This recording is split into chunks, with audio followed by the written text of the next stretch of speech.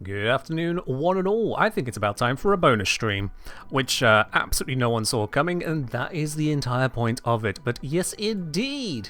Hello, and welcome in, everyone, because I was about to get into testing the Scyotid, Thalys, and Spinnerex. Yeah, Spinnerex. And I figured, actually, you know what? Why not just test them out on stream? Why not? So yeah. You were in the middle of watching the reaction video when stream started. Hey, would you look at that? Perfect. Absolutely perfect.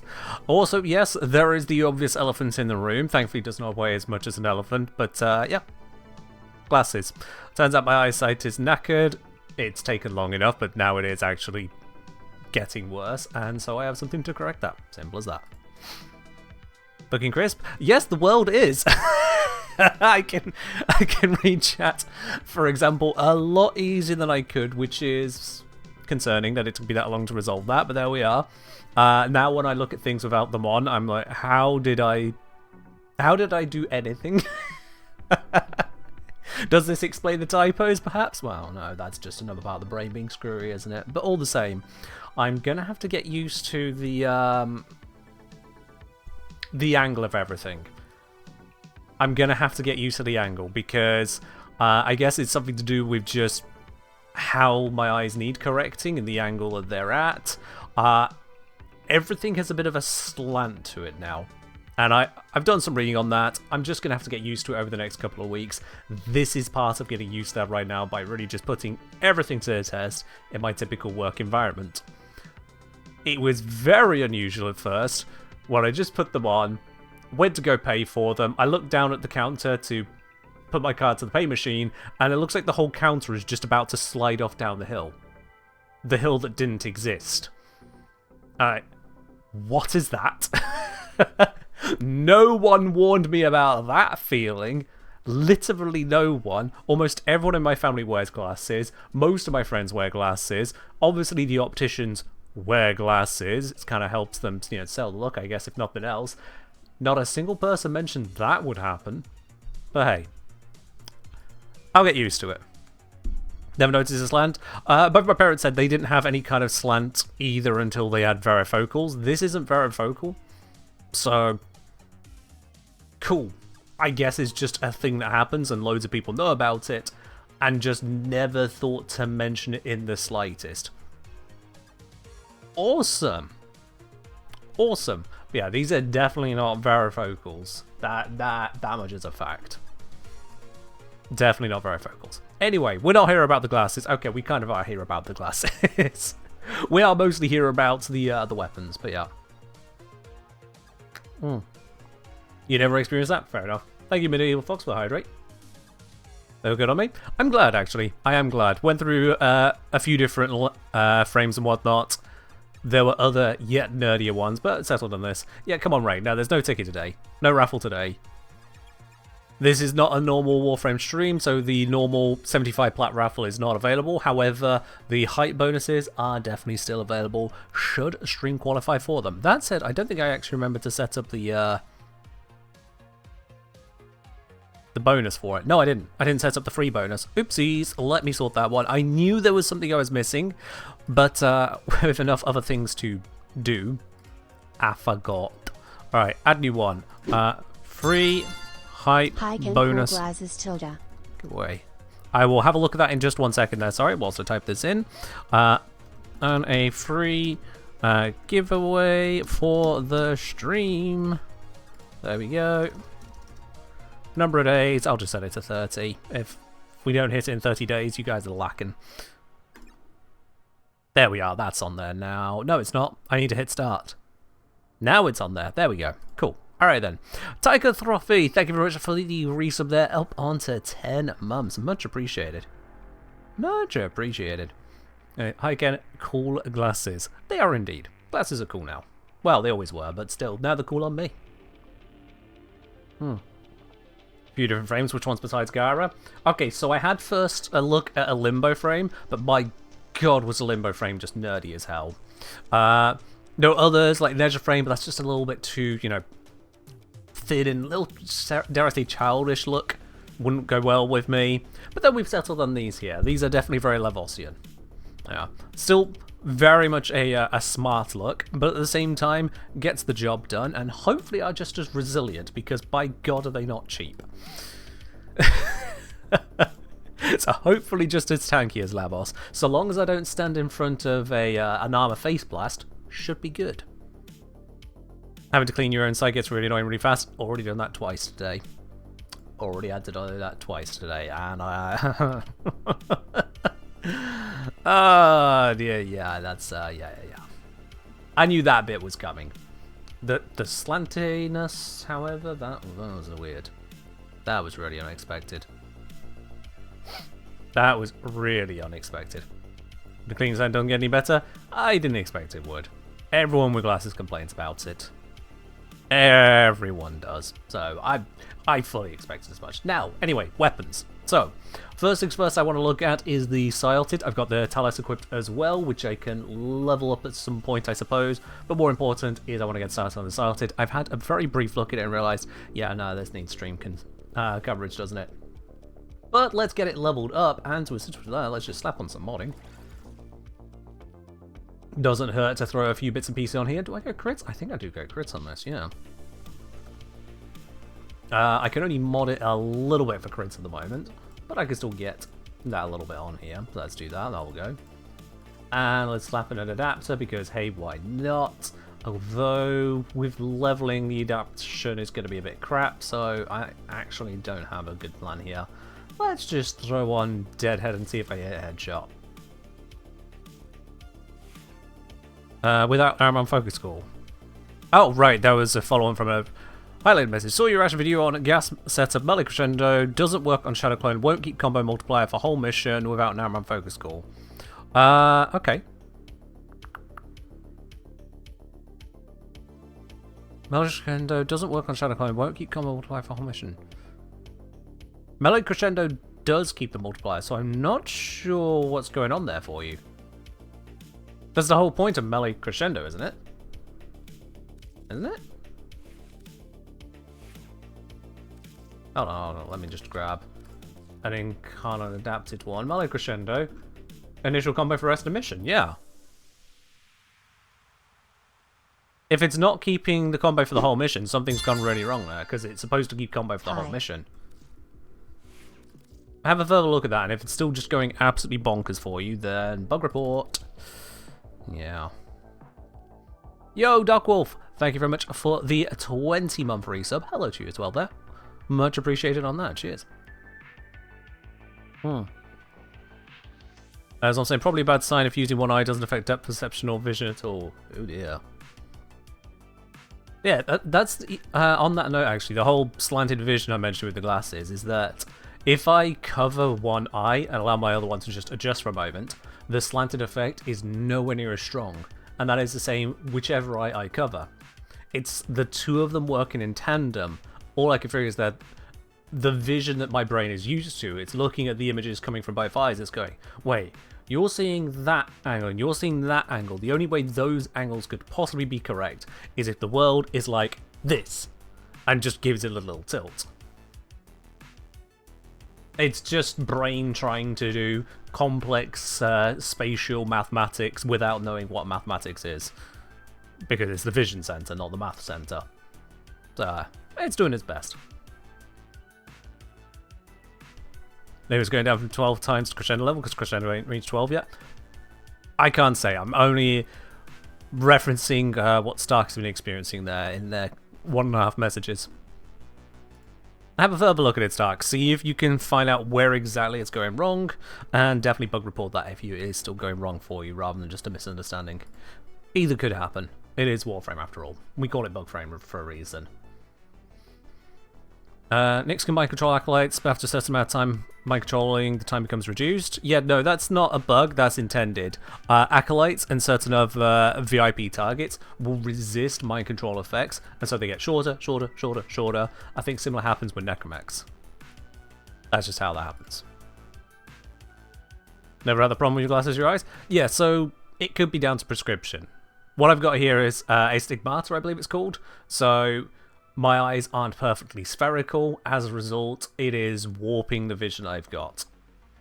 And that is by far the big part, if not entire part of the vision correction I require.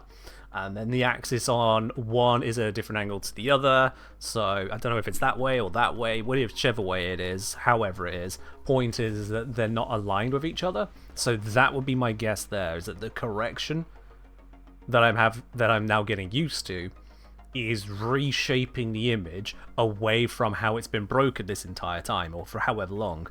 I've gotten used to the broken image, so now I'm having to get used to the correct image. There. Anyway, somehow I've managed to witter yet again. Let's actually go level these up the way that we've recently acquired. Okay, excellent frames. Nice. Glad you like them. Thank you. Let's pop into good old Strata Relay. Is there a 69? Oh, there's a 69 going. Gotta get in on a bit of 69, you know?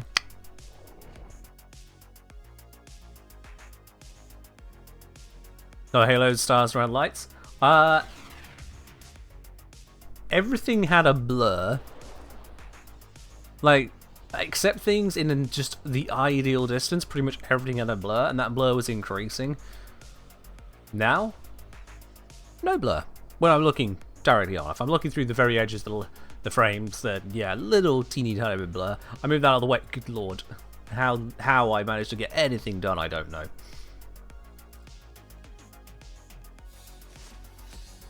How indeed. Alright, Affinity Blessing bestoweth. There we are. Go put that Araxia up on there. Why not? I like how this Araxia's come together. Nothing but terrible puns here. Hey, if the terrible puns continue to be positive puns about the new frames, that's brilliant news for me, honestly. Brilliant news for me. Welcome in, Feral Heart. Alright, let's head on down to the plains. You know the way I roll the R's? I'll be honest with you, it's like slightly intentional, but only slightly. Mostly, I can't actually do it on demand. It's a really weird bit. It's instinctive rather than thought through. So if I try to roll them, I can get a bit. But if I'm not thinking about it and just kind of let it flow, the dramatic side of me takes over and then wins.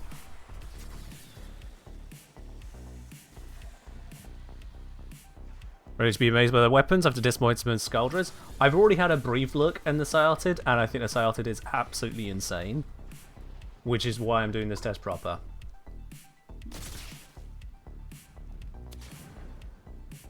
Well, that was effective. Come on, please be more accurate than that. Oh god, it's a throwing weapon. Okay, well I can use the projectile then. Projectile has already demonstrated capability for killing, so I will use the oh god, no, it didn't work on you.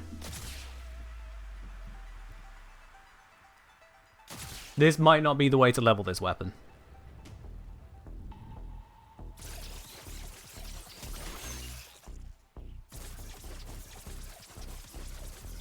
Somewhere in that line, it's gotta hit, right?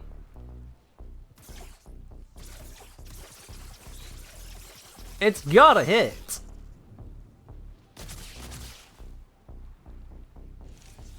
Okay, that worked. Good enough.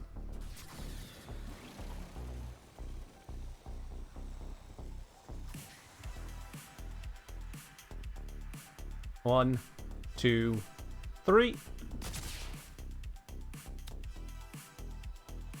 Well, it killed something. That's all the reset I needed. Xmas is somewhere in there.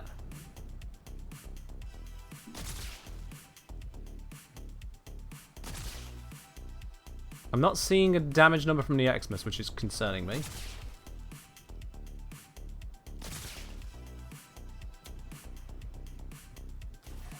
I know you're in there. Yeah, you're right in there. Oh wait, this can't grab the Xmas, so I do need to hit it properly. No, I hit the other one. Come out, come out, come out! Meet your new friends! Come on, let me level it up this way, please.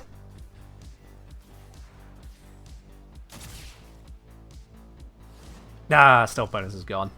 Alright. So yeah, this is not going to work for the Scyotid. That arc on the thrown weapon just makes it impossible. So I'll just level it the normal way. Ah well.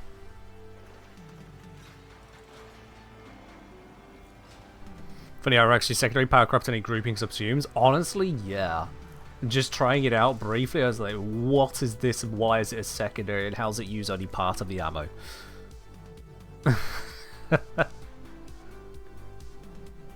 Oh dear, oh dear. Okay, right. So seeing as I'm going to be leveling that, I might as well mod this and level it at the same time.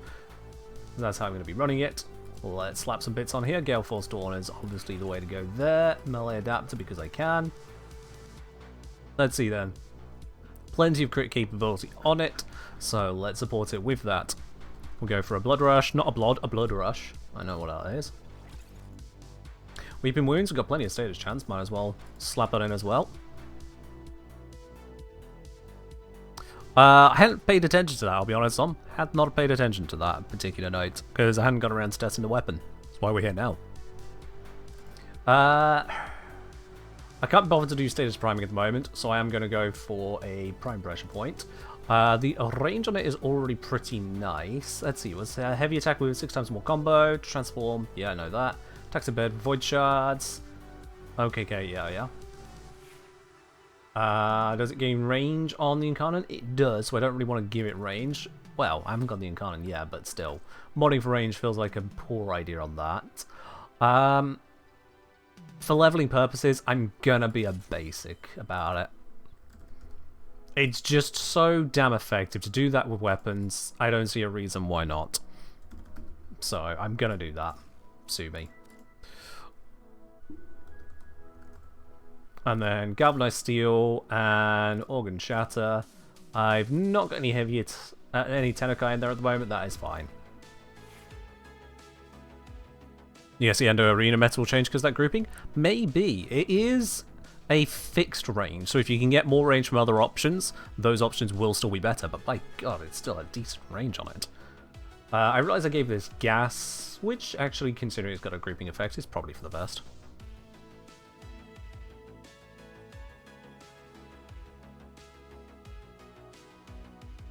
Oh, yeah.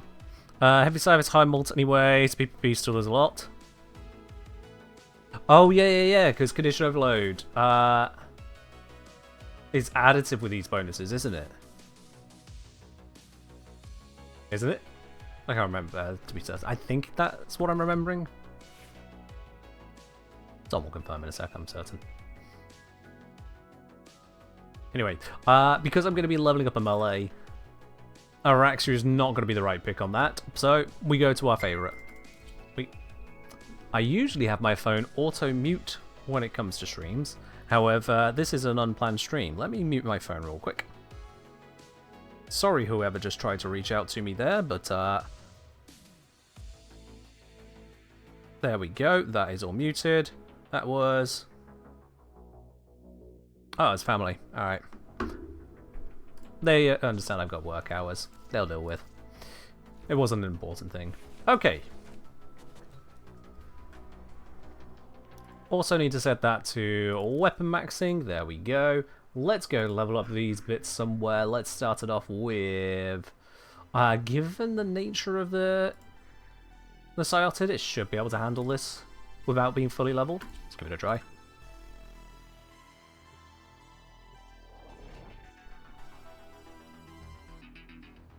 Dr. say I saw a YouTube short saying the range of the secondary fire is larger than it says. I think Zom just referenced that got fixed. It was a UI error. Their rage is vehement, their focus impressive. Give them all. It is indeed a 15-meter pole. Already checked that one. Life support has been cut off. They're trying to choke you out. Hold on. I'm sending auxiliary. Alright then, let's do this. That's honestly bonkers. That's also bonkers. Granted, I've got a Lavos on this, but that is bonkers and I can't see the enemies. Turns out glasses do not cover for damage numbers go burr.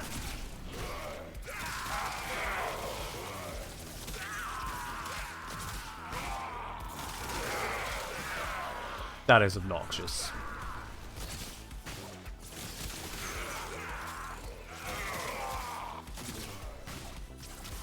I mean, just what even?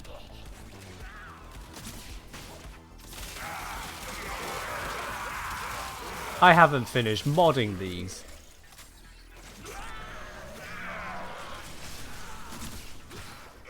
I know I'm using a bunch of weapon buffing abilities, but still. Life support on the way. And because of gas being gas and levels being levels, I could just pull more of them into it. Perish.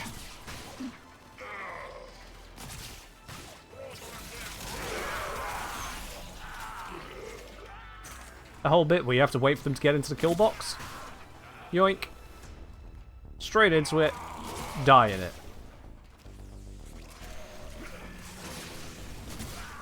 I've delivered a life support capsule to the area. Activating it will buy him more time.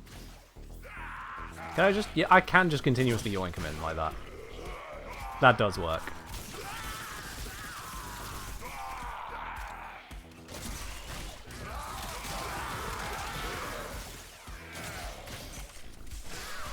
Put some more gas on the job. Take out the Xmas, which should create a pretty solid gas cloud there. We'll find out. I suppose I am probably hitting the gas cap, aren't I? Let's see here. Okay, he died too quick for me to tell. Oh, yeah, no, I'm hitting gas cap. Okay, that is going to weaken it. Hitting gas cap definitely weakens that.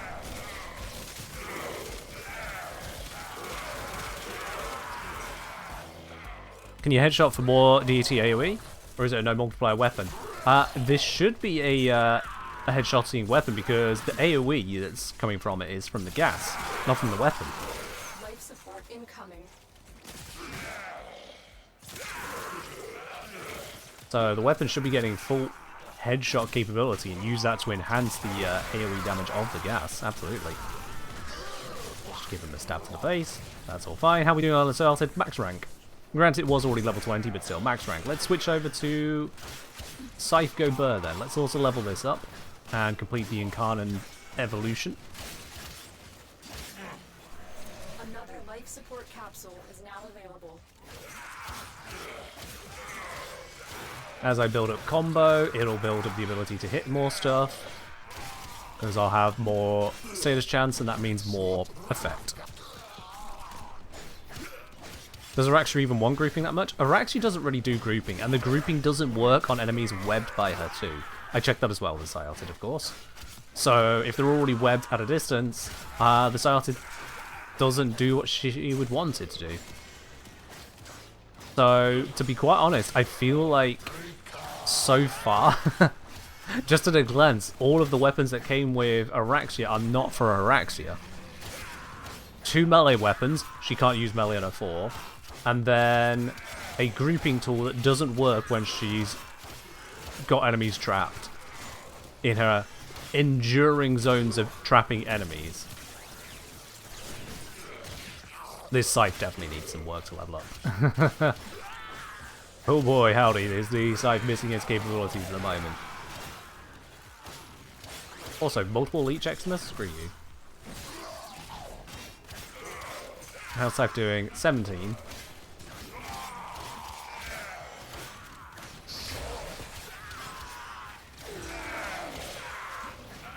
Needs attack speed? Yeah, I've not got attack speed or range modded onto it at the moment, because as soon as I get that access to the Incarnon will do that.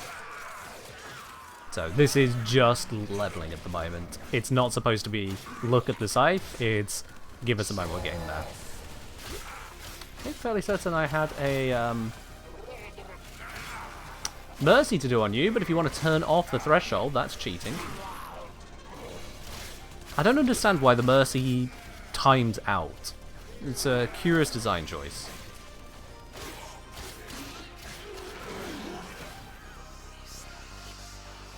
(22), need to go further. Hi Malice, hopefully you'll die in a reasonable amount of time. To a successful start. And just roll out of that. It's an annoying thing. Yeah, Malas will pass away now. Perfect.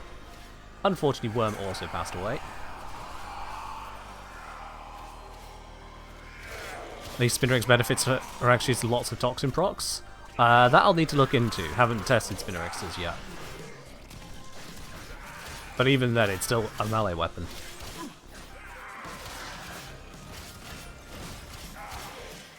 You always saw is the impact running out. So impact running out will cause the threshold to go back up again, which can cause the Mercy to not be available anymore. And then you need to reacquire it, or just otherwise beat the threshold. But if the Mercy is left on an enemy for too long, and you don't utilize it, the enemy will cease to be merciable. Is this what leveling on Affinity Boosters looks like? Yes. You just get there a lot quicker. This is also doing it personally rather than having something else buff it. If I went over to ESO, for example, I would probably already be done on both of them, but that's boring as F to me. I like to be able to use weapons as I level them to get an idea as to where the weaknesses are going to be, where the strength's going to be, rather than just kind of feed off someone else. That gets boring. At lower MR, it makes more sense because you just can't mod the weapon. And even that got somewhat addressed. But once you're MR 30 and above, there's no reason not to, I suppose. The Mercy timeout makes you decide how quickly you want to spend it in the next few moments. Only if you notice it. If an enemy somewhere away from you, because you've got AoE effects, has decided to reach Mercy threshold and then time out, because you're too busy focused on literally everything else on screen, it just times out because it didn't put enough attention on it for you. And that just feels a little rough. It's like, oh, sorry, was I not aware of yet another thing in this sea of things to be aware of? Meanwhile, damage numbers fill the screen. Warframe does have a lot of visual noise and information overload at times. Max rank on both. Let's get out of here. I can get straight into the former ring.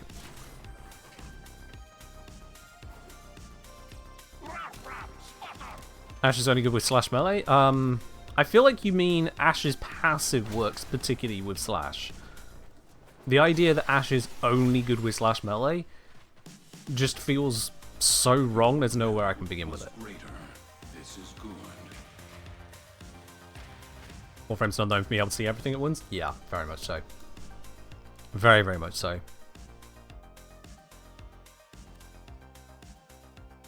If from times where we didn't have mercies, they feel a bit cheaty. It's because the Xmas units also got serious buffs to their scaling. There's kind of the trade-off there. Sam's getting flashbanged. I'm not sure what may have changed in particular on that for you, sorry. I'm not sure what may have changed. All I can recommend otherwise would be, reduce your energy color. Alright, so next bit is kill 8 Xmas with this weapon's incarnate transmutation. Plenty easy to do.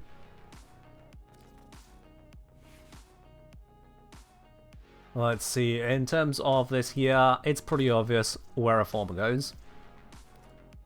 Unlike Warframes, weapons are really, really basic.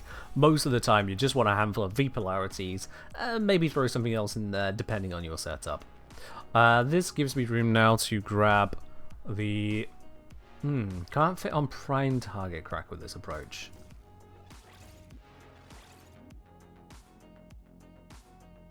How much worse is normal target cracker? There it is, 60 to 110, yikes. That's a little painful. Yeah, well, leveling is leveling. It's what we go through. The weapon wasn't exactly struggling already anyway. And on this one, again, V polarities are amazing, so let's just slap one of those on here. There we go. With that 8, that's going to give me enough room to grab a Tennokai. So let's do that. Opportunities reach. I do like that one.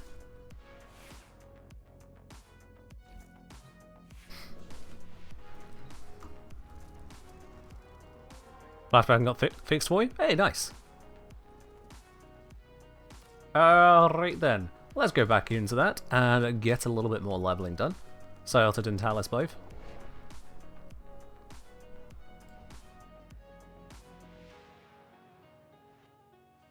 Accept your death, and you may yet avoid it.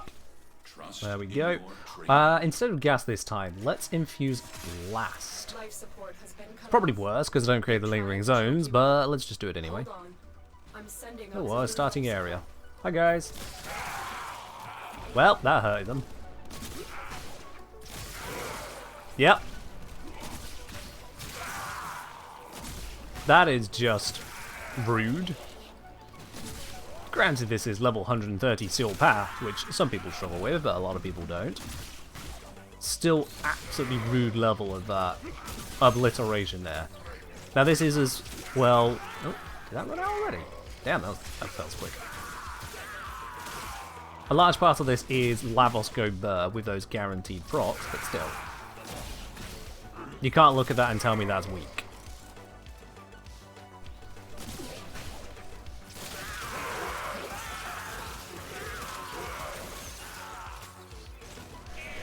We got that. That is not the one I wanted. This is the one I wanted.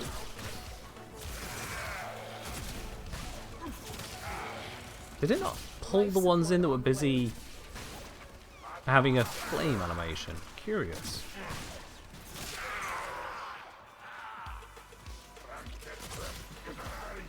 Yank. God, that is just a disgusting grouping tool. Why does this not cost any energy? This is bonkers. Actually bonkers. I've delivered a life Ragdolled, support pull 'em in capsule anyway. Activating it while Yoink. buying more time. Flap. Yoink. Doesn't affect the Xmas. So we'll shoot the Xmas for a moment. Yeah, stab. Big yoinks, flap.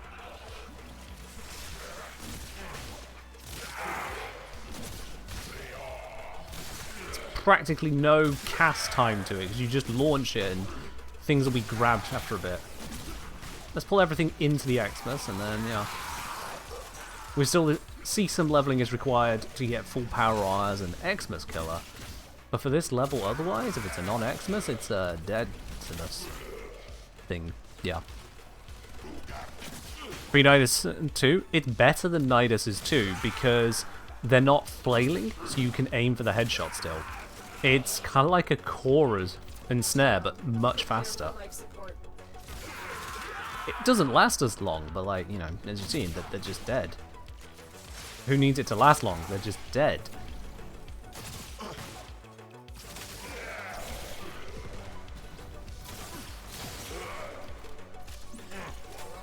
What if Scyotid and Sevigov? What about it? Oh, no, I don't want gas. Ah, fuck it, let's gas the air anyway. Additional life support has There we are, that arrived. did the trick.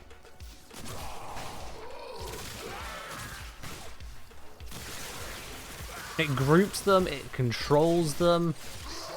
It's so quick. Great for an Incarnate charge. Yeah, honestly, if you're grouping up a bunch of enemies, giving them easy headshots as well, they're not doing all kinds of fancy animations. It's just... This feels insane for just a secondary weapon, not gonna lie. If it just had the grouping tool, it would be powerful. Look at the use case for Scourge and Scourge Prime, where it's just a headshotting tool. But this isn't just a grouping tool. It is a grouping tool you can cast multiple times per magazine without issue, and it is also a damaging thing.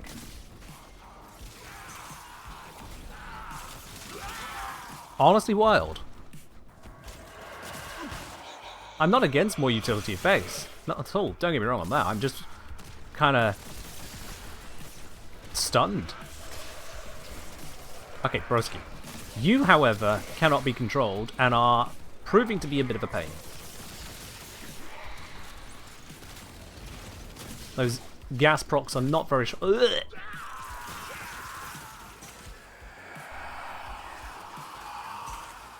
There we go. Where is he? There we are, thank you.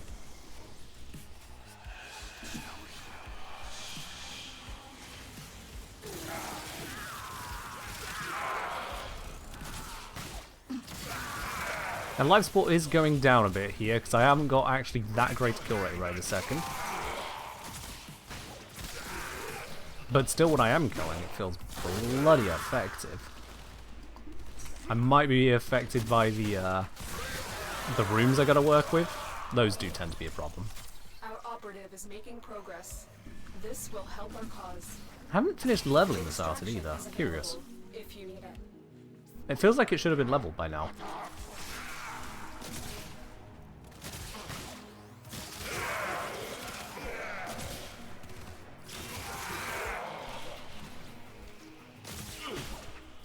How is this not yet leveled? What is going on here? Come on.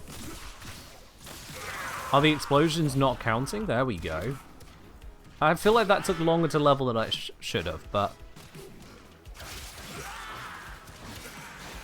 Now let's switch to Thalys. Just gotta build up some combo. Which, admittedly, it's not very good at doing.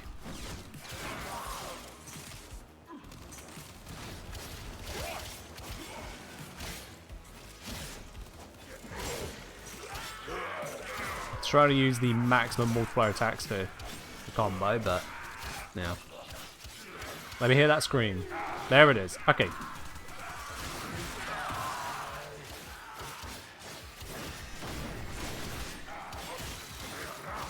Re-up the raw buff. Re-up the blast buff. Now let's see how we're doing. We got Incarnate mode activated. Yeah, okay, now we're getting an effect out of it.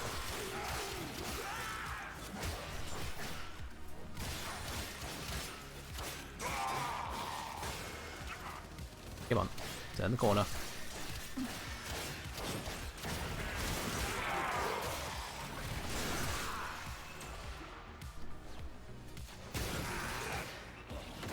Rip those guys. Oh, I just hit that ledge there. I thought I was going to get the good slam.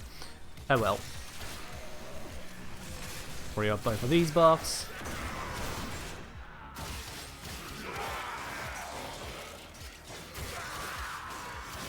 Isn't Gamma Core Group and Incarnate still worse than this? Honestly, I don't remember the Gamma Core's Incarnate effect in the slightest. That has just entirely left my memory, if it was ever there in the first place.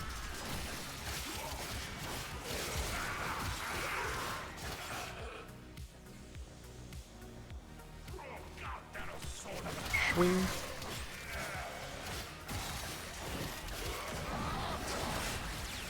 So it's again, I'll re-up my buffs. Mercy this guy, because I can. Oh, I need to kill them with the scythe properly. Oops. All of my combo is gone. Did I accidentally throw away my combo at some point? Or am I not running? I'm not on Naramon. Oops! Yeah, that'll do it. That's a good way to lose one's combo. Not running Naramon. Not running Dexterity Arcanes. Yep. That's my bad.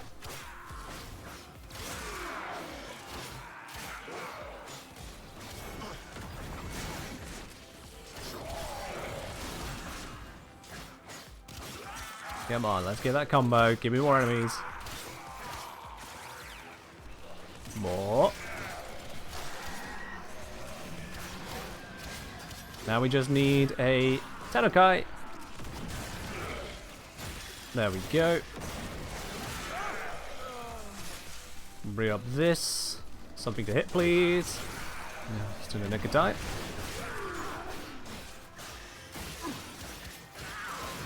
There we are, 7 times combo. As the combo gets up, I will get more out of it. But if I kill too much, without Naramon I will lose my combo again. Definitely pay more of attention to that now.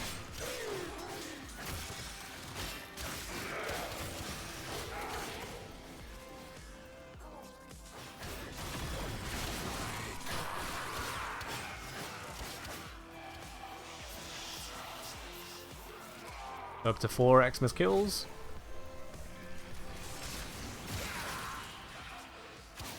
Oh, I have a bubble on me. Let's just get rid of that, shall we? Take out Malice with extreme prejudice, apparently. And this is still not fully evolved nor fully formed. You went into ESO without equipping mods on your weapon? You leech. How dare.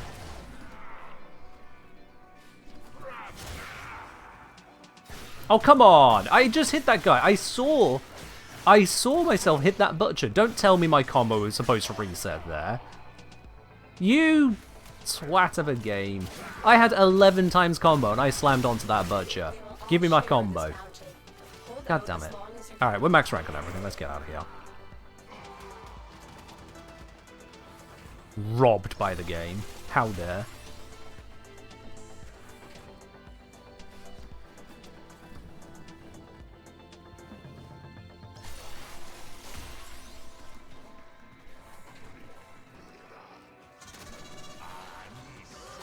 And there we... Oh, sorry. Dash didn't go far enough. There we go. A valuable lesson.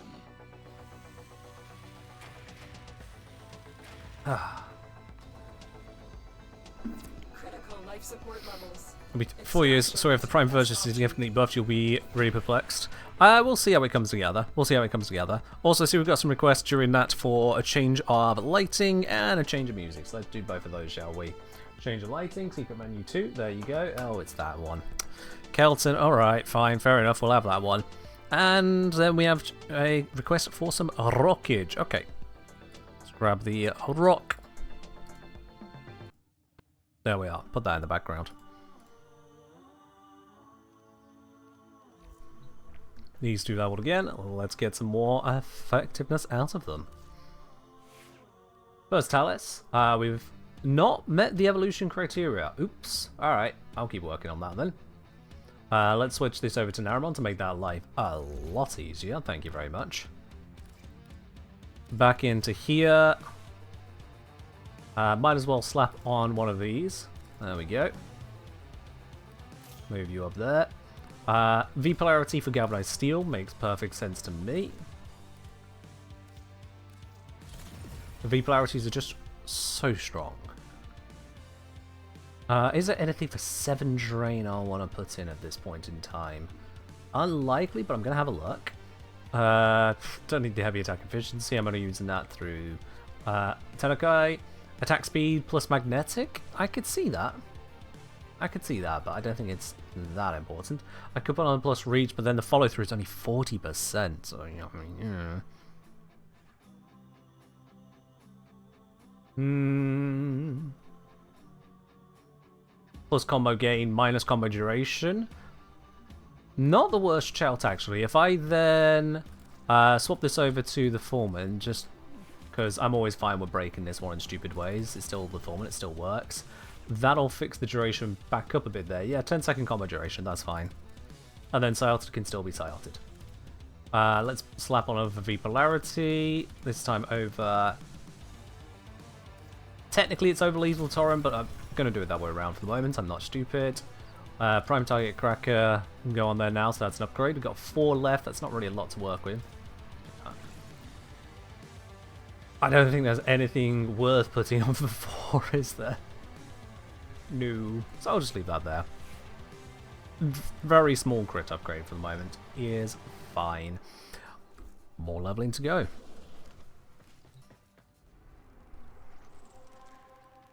Think we need more effective belly arcanes? Oh yeah.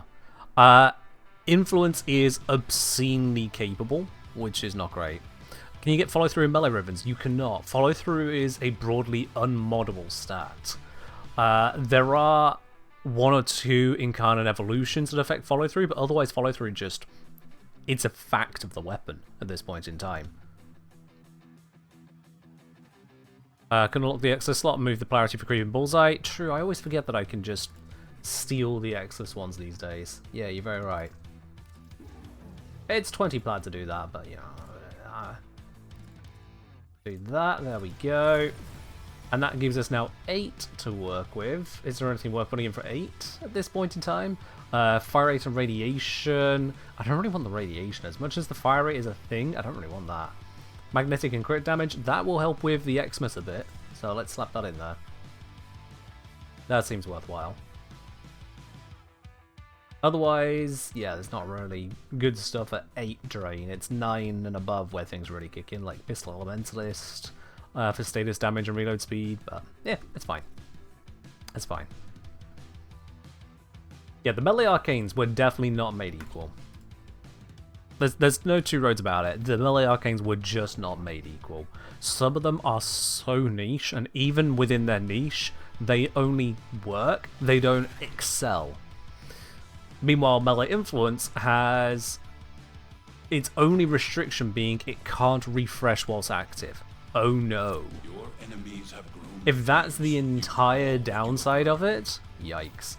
The other one is it can't transfer non-elementals, and it can't transfer without electric somehow being applied first. So there are restrictions on the conditions, but those restrictions are not really restrictions, is the truth of it. Just shut down all systems. And sending It's not like we're upset about using electric. They are. Afternoon, Zedting. Are indeed having a good impromptu bonus stream here. Leveling up the Thalys and getting a good feel for what it's capable of. Although I should probably level the Scyotid first, because this once this once... What's the word? Xmas units, that's the name of them. So until I have the Xmas spawns by being later in the mission, I might as well focus on leveling this way. And yeah, those headshots are making a hell of a difference there. That's gas, goddammit. Like that.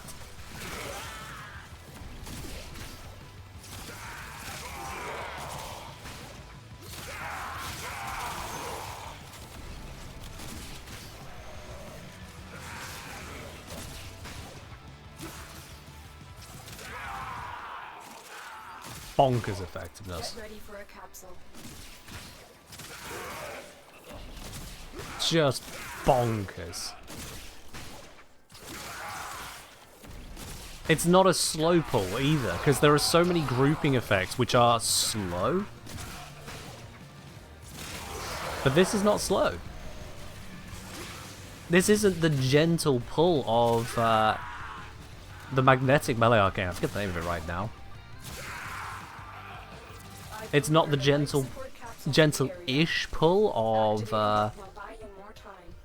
what's it called? Because sometimes that can be gentle. It's not the gentle pull of Ensnare. This is just a near instant suction effect, and it pulls them so tightly. There's not many grouping effects that are that damn tight, whilst also being Warframe agnostic. Let alone energy agnostic. No cooldown on it, to speak of anyway.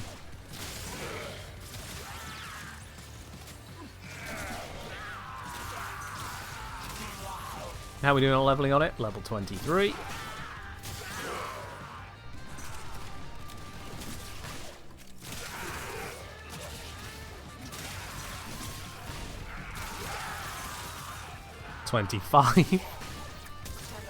Prepare for life support.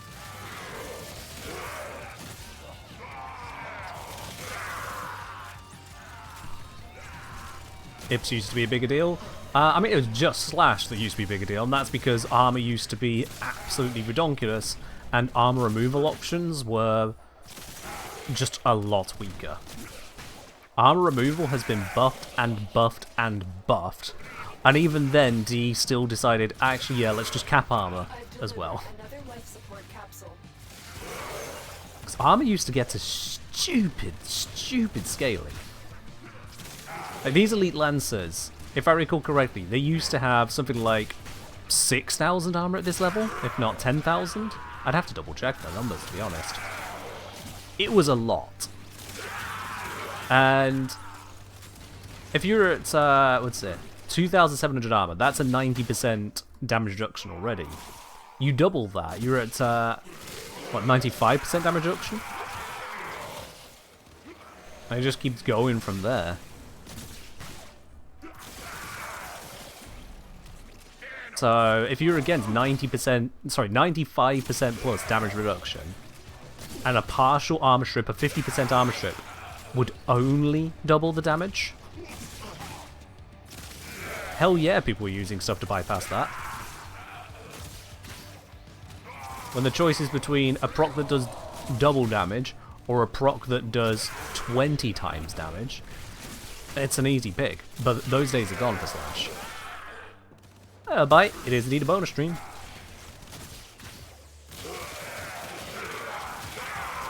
Yeah, armor strips used to be multiplicative rather than additive. So if you used a 50% and a 50%, you would get 25% armor remaining, which, with the old armor scaling as well, was still quite a bit of armor. That's gone. And then there's the fact that just, yeah, again, armor is capped at 90% damage reduction. If you've got any passive removals on it, it's even lower still, because they can only get to that max of 90, and then you start reducing it. They don't have any workarounds on that. With the obscene levels we can get our damage to, it's just not a threat a lot of the time. Can I get out of this Jade Beam? That'd be great. This will help our cause. When you need it, extraction is ready. So yeah, melee influence is not just good in and of itself. Its competition is nowhere near as effective, and the downsides that one would expect to be present, like a lack of status, a lack of damaging status, a lack of freedom of choice, all of those aren't actually negatives we really encounter. Maybe they should go back on multiplicative armor stripping? That's the thing, a lot of times people aren't even armor stripping anymore. A lot of the armor strips people use, or just rely on at this point, functionally are multiplicative, because corrosive and heat both are multiplicative with all of our armor strips. How many people are letting corrosive heat handle a lot of the work? It's quite a number now. I myself don't see anywhere near the same amount of recommendations of using Pillage, of using Thorough Strike, of using Terrify, of using anything to strip armor. We're just kind of brute forcing through it a lot of the time. Oh yeah, you can still use those options and they're still effective, but if you've got enough damage, it's just not worth the time.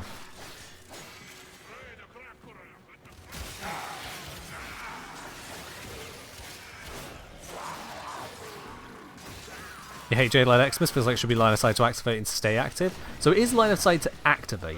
They have to see you, and that is somewhat useful information. You know that something has only just become able to see you, so that's what you're looking for. Something at the edge of that moving crowd, but if there's multiple directions it could be coming from, it ain't so great. You can shoot the Jade Beam to take it out by shooting the top of it, but the health of it scales with the level of the mission. The level of the enemies even, which does kind of make it harder to shoot down, especially as it's an object, so you can't crit it. That hurts. And then you can just go kill the Jade Xmas. They can be a little frustrating, but if you just move away from it, kill the Xmas, or if you have the right thing to shoot down the orb itself, you're fine. It's supposed to be at least some kind of a threat, you know? How are we doing on the... oh, we're fully leveled on everything. Okay, let's pop out of here then. Because I've also finished the Incarnate Challenge, haven't I? Yep, that one's done. So let's get out of here.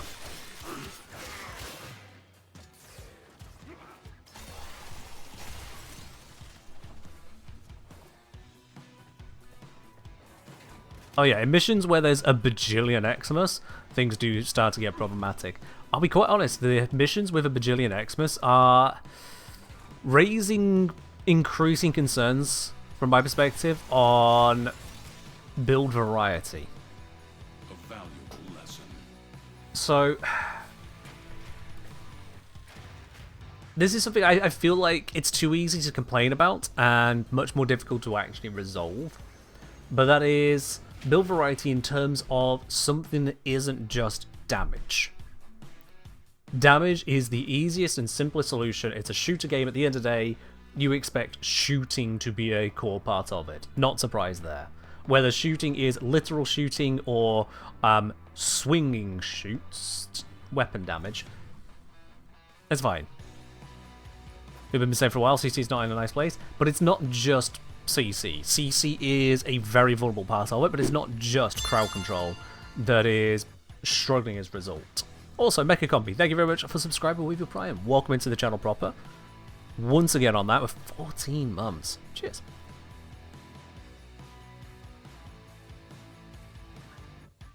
Eyes definitely still getting used to all this. It's getting better, kind of. Slightly. I'm told it can take a few days to weeks to fully get used to this feeling, but it's fine. What was I? Yeah. So when it comes to crowd control, the obvious things are obvious. You've got an increasing number of enemies which are just crowd control, various areas of the game where Xmas spawns are just ramped up, or just generic enemies are given overguard. There are EDA and ETA mission modifiers to give everything overguard, and those really do just limit your options. So what I'm saying, hey, just started playing 2 weeks ago, unlocked Seal Path, any tips and general directions to head next? Have you finished all of the quests? If you haven't, finish the quests. It's a very simple direction, it unlocks more for you in terms of areas of the game, content to access, and the story behind it as well. Quests are seriously #1 for if you don't know what you're doing, that's a thing to do. Absolutely. In terms of build variety running into issues, another one would be some of the Warframe abilities themselves. Not just grouping abilities, but abilities that try to interact with the enemies in some way, or even just shoot the enemy sometimes. Mesa and Atlas in particular could be called out on this. Mesa's peacemakers do not affect various enemies, just can't target them. Atlas's punch just doesn't lock onto various enemies. And yet other things like Titania's Dexpixia, no problem whatsoever, because they're just a gun rather than an ability that does the gunning. It's more and more little bits like that are sneaking in places, and it's no surprise that Roar continues to be one of the most powerful abilities because it's just a no-nonsense buff. Yeah. All main quests. Wanted to speedrun MR to unlock the cooler weapons to scene. Also complete to College, got MR locked. Okay, I mean, unless you already know how to speedrun MR, then looking into options like that would be a smart idea. But yeah, it sounds like you already know what you want to do. You've got things that you can't access, so you need MR. Grab your MR. Intrinsics from Railjack and Duviri are huge chunks of MR, certainly at the lower tiers of them, because you could just pick them up so quickly. And otherwise, it's leveling frames, leveling weapons, leveling companions. Slam through it. Alright, let's have a further look at these. This one's got an evolution to do first. Let's do that. Thalys. Evolution. So, on weapon status effect, gain more range. Stacks up to 20 times. Okay, an extra 2 meters range, sure. Or we've got extra attack speed, or we've got gain extra attack speed while sliding.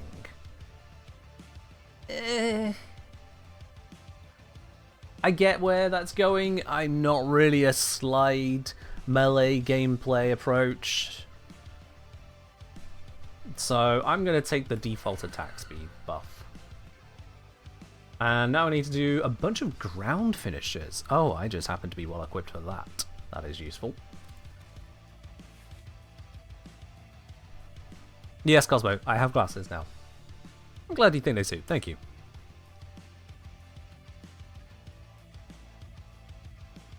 Your friends got you into Warframe. They've thrown so many different goals to try and achieve. It's a bit overwhelming. That's fine. That's fine. If anything, it's good that there's plenty of things to do. Just take it one step at a time. One goal at a time. Absolutely.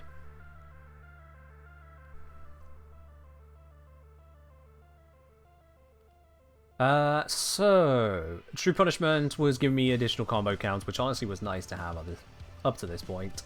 I can see ahead to this now. plus combo count on shard damage, or plus initial combo, or enemies hit by slide gain combo. Okay, wow, there's a bit of a lean into a slide focus there. I see you. I can see these as well ahead of time. Should probably have a look at those. Quicker to activate the Incarnate form, which is really nice. Bigger jumps. I see the value. And ground finishers knock enemies down in a 6 meter radius. Yeah. What was Lavos' grouping ability I was using? I was using the Scyotid. The Scyotid does grouping.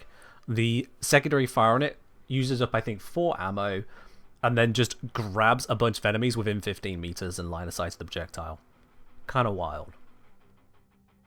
It is kind of wild. So over these, I think Swift Transmute is the most interesting to me, just to get into that much quicker. And then that leads us into Explosive Growth. Shards grow whenever a new shard is created up to 3 times. Fully grown shards erupt out from the embedded enemy, dealing 2 times damage and impaling them on the spot. Ooh. Chain Shatter. Heavy attacks detonate shards. Shard caught within blast radius will also detonate. Curious. And shard duration is increased to 30 seconds. Oh, what is it at the moment? Shards become weak spots that have plus 100% critical chance of when damaged. Shard damage reduced by 50%. I'll be honest, so far I haven't been paying enough attention to damaging shards in general. We'll see how this all comes together. As a fellow glasses user, get some prescription sunglasses if you can. They'll change your life in summer, unless you need them for this just screen. No, I do need these for short and long range vision. It's a general blurring. Mildly annoyingly, before I went and got my eyes tested a few weeks before, I did realize I needed to have some sunglasses because, well, to be honest, I don't actually know where my previous ones went. They vanished. Go figure. So I had picked up a pair of sunglasses, and I mean, I suppose I can put them at the top. You know, I can technically do that. It works. Yeah. it technically works. Yeah.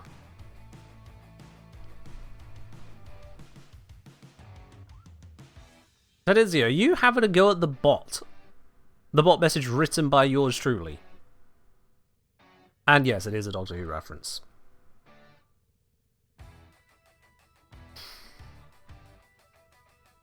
But yeah, prescription sunglasses I will put back at least just a little bit, entirely for budget reasons, I'll be honest with you. And just getting used to having glasses. I don't want to start spending out and then have to make adjustments here or there. Start with what I got.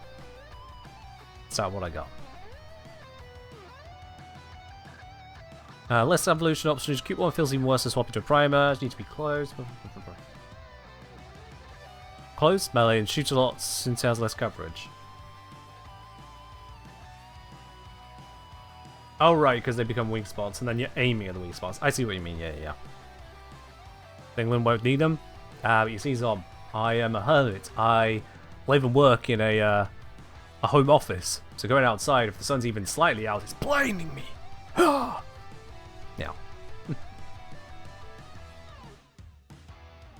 You didn't notice that was the bot. It's okay. It's okay. Alright, let's slap another former onto this one. Beautiful. And modding. What doeth I wanteth with this at this point? So we've got pure damage, elemental damage, multi-shot, fire rate, crits, crit damage.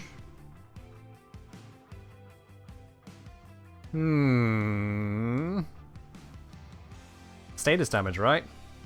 If I'm using it with Lavos the way I am, status damage feels the way. Granted, normally the status on these things are not where it's at. Normally it's not going to do that sort of thing. But I can make it go that far. Switches to the Urple as requested. There we go. But yeah, what else to 8? I can't actually afford to put Pistol Elementalist on. So that'll just have to wait. My other options of extra crits on headshots. I I absolutely can do. I don't know if I wanted to focus on to crits like that, but it's absolutely available. And as for this, I do imagine should work for us as well, actually, shouldn't it? Will it be multiplicative? Ah, it needs testing. That annoyingly needs testing. We'll get around to that. We'll get around to that.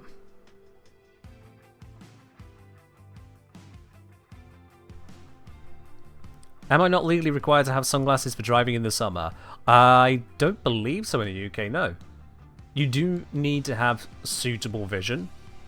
And so if you go to take a driving test, for example, they will have you read out something at a suitable distance, and if you can't read it out, you fail the test.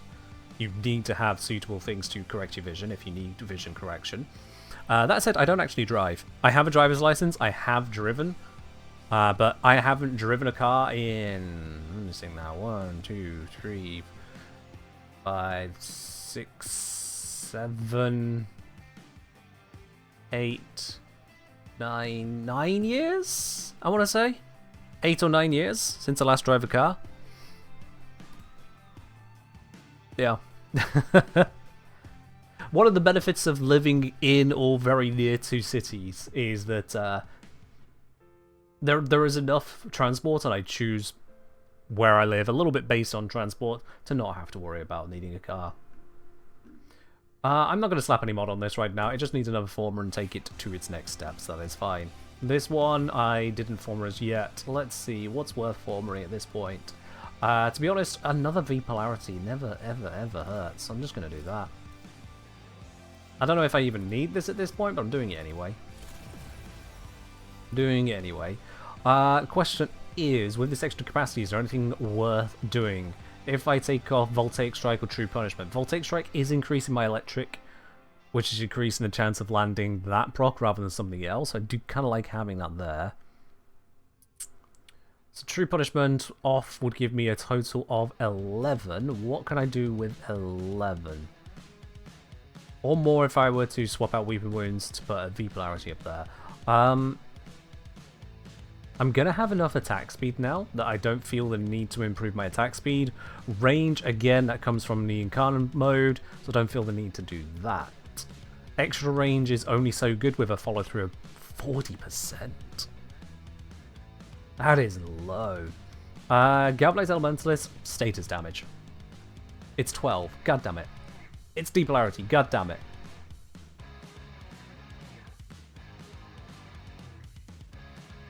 Yeah, should have thought about that. I should have thought about that. I could have depolarity'd and had it in now. Oh well. My bad on that. Yeah, we'll leave it as is for the moment then. Alternatively, quickening? No, not slam attack, no, quickening.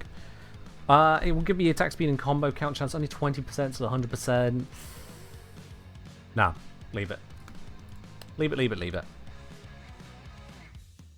Sacrifice a Tenakai. I kind of like having Tenakai in there because it means that I keep my combo when I activate Incarnate form. That was one of the big holdbacks of melee Incarnates when we got started, is that you would be giving up all of your combo unless you had some efficiency in there, but that does do nice. Take this out, put the Bane mod instead. You know what, temporarily, not a bad shout. Not a bad shout. Just whilst we're leveling. Let's do that. Now.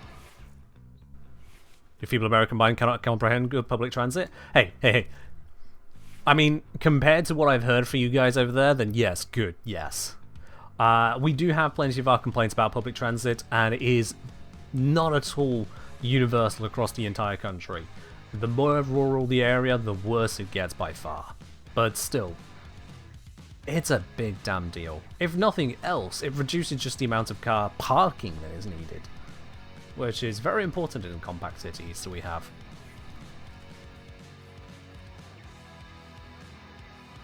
Do you not keep your combo if you begin a heavy and roll cancel it? Does that still activate the Incarnate? I mean, if it does, then fair enough. Congrats on the workaround. Feels unintended, but sure. Let's face it, this game is full of unintended crap. It'll get patched out somewhere between now and 2035. The art of combat must be practiced. Alright, not my favourite starting rune, but we can work with this. The canvas of war. They have just shut down all systems. I'm sending life support capsules your way. Instant.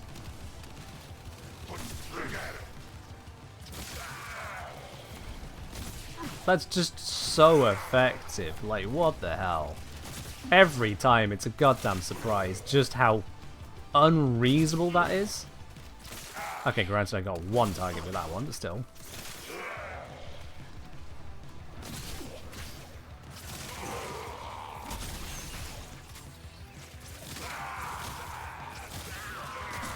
Oh, the blast ran out. I am combining various effects here. I'm combining Raw, I'm combining Valence Formation, and I'm combining the actual grouping with Blast. So I am putting a lot of things together to make this work, sure. But the fact that it can go this far is kind of wild. Life support incoming.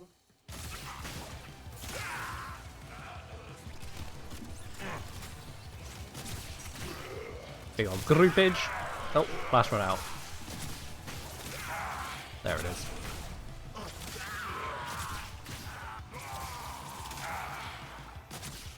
Am I proccing Blast on the grouping effect? Hold on. No, I'm seeing Toxin, but not Blast. Interesting. And I am seeing... Yeah.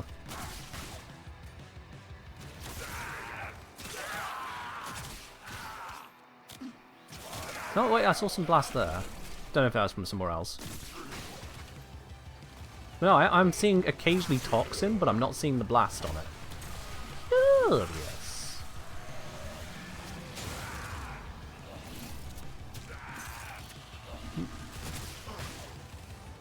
Accidentally got the wrong weapon out for a moment there. Causing some problems. It's all good.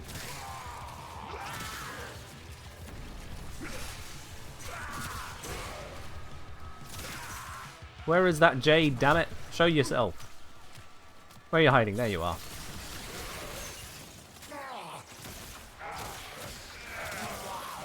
Got him. Get ready for a capsule.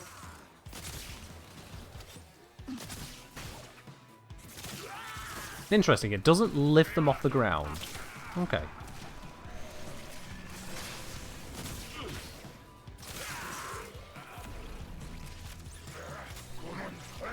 I did see your picture of the big store with the big Ferris wheel inside of it. Yes, Som. It's certainly a statement to make for a shop like that. Additional life support has arrived. No, not gas. Damn it, Ken.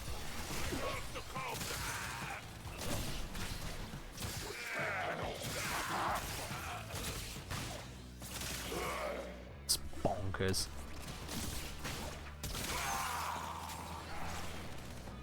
Oh, stuff still dying here to my gas procs from just leaving a trail. Go figure.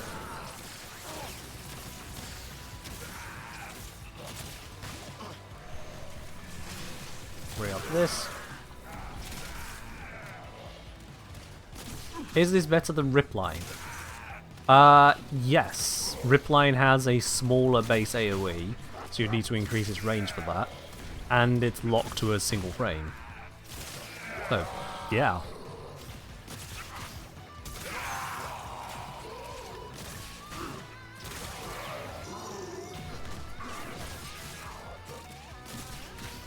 Yoink.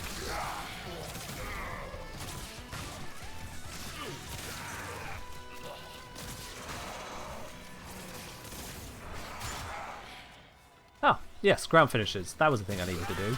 I remember now.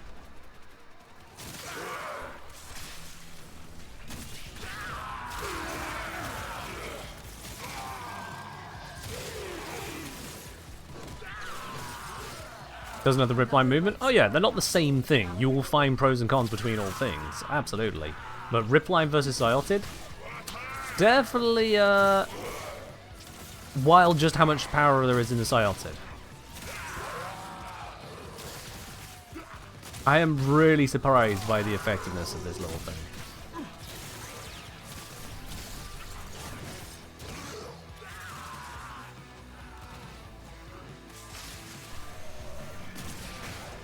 Our operative is making progress. This will help our cause. Yoink. Okay, well, that must be leveled. Yeah, it's leveled. Switching to melee time.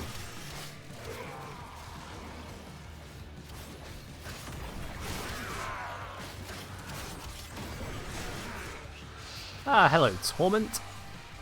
You here for your dose of getting absolutely wrecked? Where you at? Somewhere in this mess. There you are. The big ol' knockdown, get some ground finishes in. Like I said, well equipped for that particular challenge.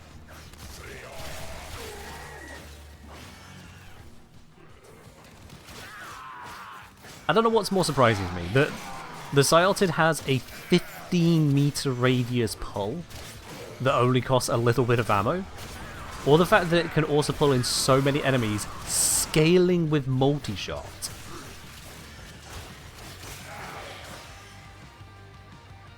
That to me is just wild.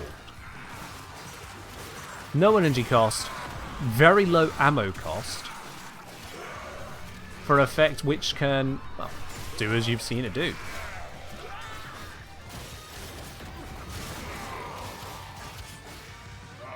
He's just strong.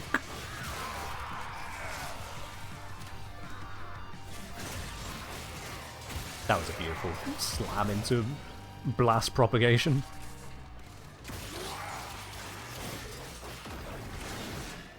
Let's go up here, do a roar, get some ground finishers, into a heavy swing. Re-up that.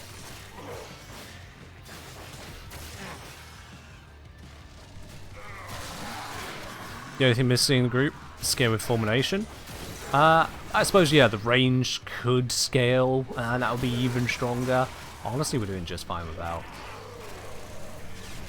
No, I didn't want to do that. I wanted to do a ground finisher. Damn it. Ah, I still got one ground finisher. It's fine. I can do 1 or 2 ground finishers every 10 seconds. That'll get this done in no time. I forget how long that ability lasts, so I know when I can recast it. 47. Oh, so I can cast at 37. We're at 27. Dang it. Pop.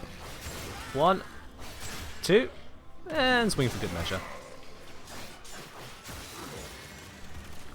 Smack. There we go. 1. Come on, quick. 2. Got him. That's going to get those ground finishes in no time. Ah.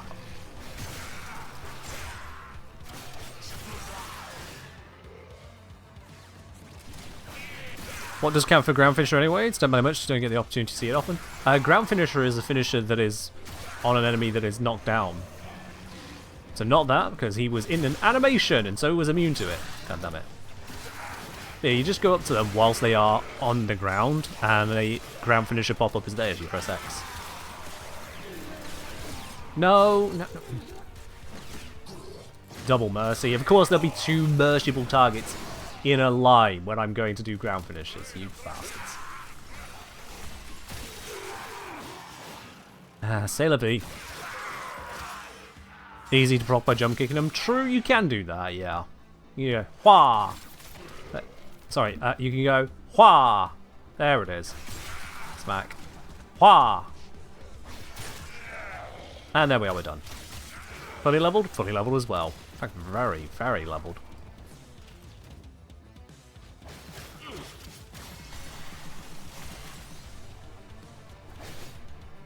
Well, let's get us out of here.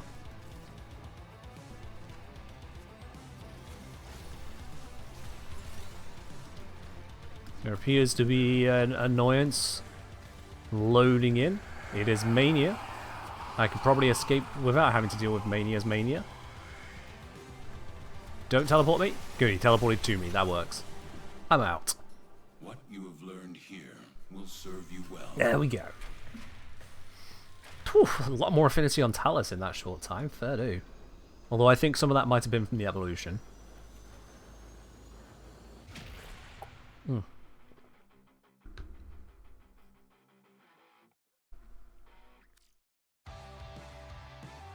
Okay. Let's have a further look at the weapon situation. Now we've leveled those once again.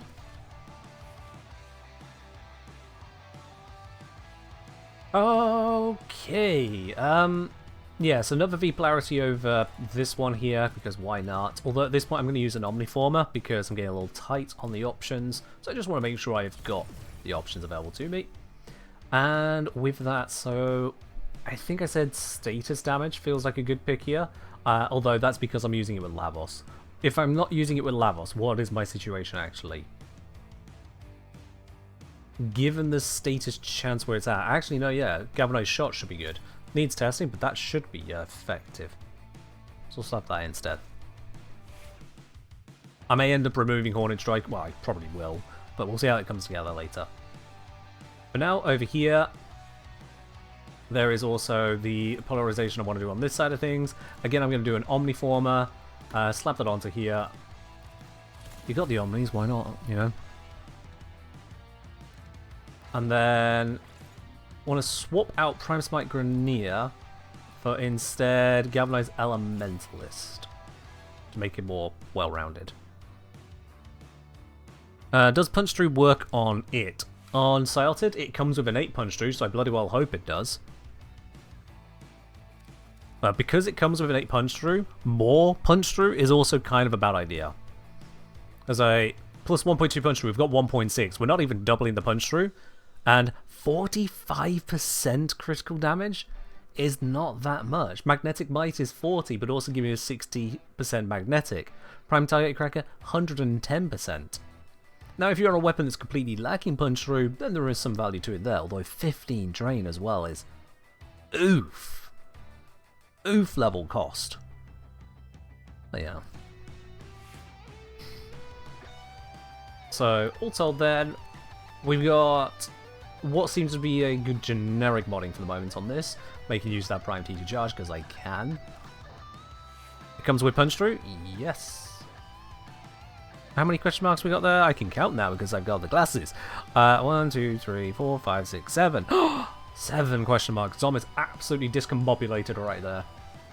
Yeah, it has an 8 Punch Through. And on this, I mean, honestly, this is just a standard goddamn melee influence build.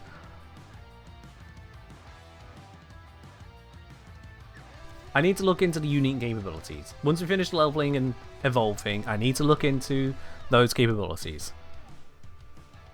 Yeah. Inactive challenge complete. Let's upgrade. So, +1 combo count on shard damage. Gain combo. Let's go with that. Let's just go with that. This will only affect on shard damage though, so it doesn't get us to the Incarnum quicker, does it? Interesting. Whereas maybe that maybe that is the smarter play here. I have gone for the innate attack speed, and that was nice, but maybe I also do want to go for the slide on that as well. That'll rocket me into activating it quicker. You watch me do it, still can't do those damn ground finishers. Which bit are you stuck on, Philor? Knocking them to the ground or doing the hit on them? Which of the two parts of a ground finisher are you stuck with? You don't run Naramon with Thalys since it's trivial to get combo count? I mean, it wasn't until we've got the evolutions, but sure. Knocking. Okay, so knocking them to the ground with a drop kick. You need to get the timing right to literally kick them with it. Jump, slide into it. Jump, crouch, slide. Wah, like that. So jump with it forwards, slide into it. And then aim yourself to be hitting them in the upper body with your foot. If you hit them in the head or you hit them in the groin, it'll do the same effect. But just aiming for the upper body is kind of the idea there. Look at where your foot is going to go. I know it's blocked by your Warframe's, well, frame, but You get the idea as to where it's trying to go. And just get used to it. It's not perfect, and I do find it easier to use knockdown effects, but see what works for you. Vazarin Pull is an easy way? Yeah. There are lots of knockdown effects, so Vazarin Pull is a very, very effective one. Very simple to use. That is Avoid Snare, second ability. Creates a Vortex Trap, Scoopy Whoopy, drop on them. Roar with its augment does that as well. Just knocks down everything nearby. There are arcanes that you can pick up, so that when you pick up orbs, you do a knockdown effect. If I just search here for knockdown, there it is, Arcane Eruption. On energy or pickup, 100% chance to knock down nearby enemies at full rank. So there are various ways you can pick up knocking people down. You don't just have to use the slide kick attack. But slide kick is completely free. Everyone can do that. Adam Malek, cheers.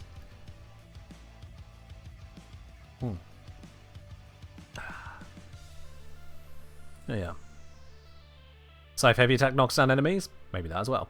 Way to get this beauty. The Thalys, I believe, comes from the Scuttler Husk shop, same as all the rest of the stuff that came with Isle Weaver. So it should all just be down there.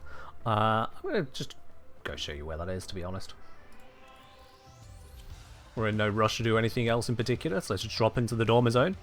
I did see on Reddit that one person discovered where... what's his face? Where Thrax was hiding. It turns out that Thrax was in the one bit of furniture they'd put in their entire Dormer Zone. Because that furniture was right over here. So you can exchange your Scuttler Husks here.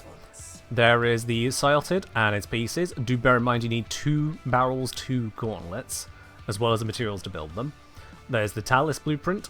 You'll notice that Thalys doesn't have components. Unlike the Scyotid and Spinnerex, where you need to build their parts and then build the weapon, Thalys, you just get the blueprint and build it.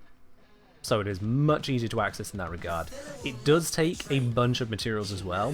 Obol should be no problem. Temporal Dust, no problem. Sylph Cellar, potentially a problem if you've not gathered it before. Rune Marrow can really be a problem if you've been avoiding the circuit, or you don't farm the circuit for the Rune Marrow carefully. Because this will take 150, this will take 150, and this will take another 75, which certainly adds up. No Rune Marrow needed up here though. What percentage do you event at right now? Good question, for which I do not have an appropriate answer. For my clan, we're at 57. Hey, that's jumped up a bit. Nicely done, clannies. Let's pop out of here and have a look at what the whole thing's at. That's global? Oh, is it global? No, I thought the one on his screen was clan, and then global's here, but we'll see in just a moment, won't we? Nope, tell a lie, it's global. 57% global, alright. Ah yeah, so clan is at 811 of 2595. Never mind.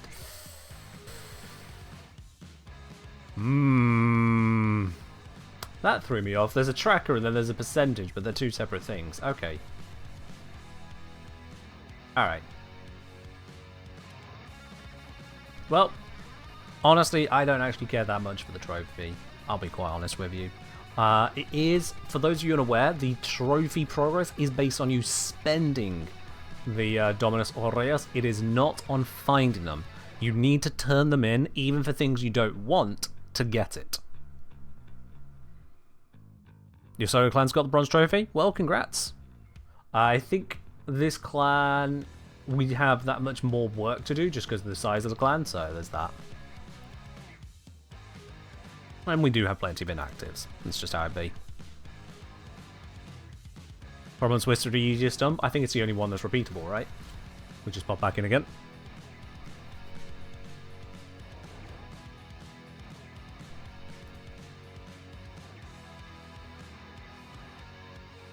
Yes, very good point, Henshin. Thalys cannot be obtained from Isle Weaver itself, only from the shop. It is the only of the weapons and just equipment that doesn't drop.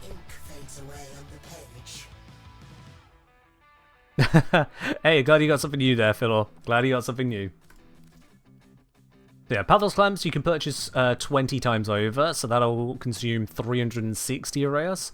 There's some skin and other cosmetic items. So that's 56, that'll take 23. This and this, when available, will take another 23 each.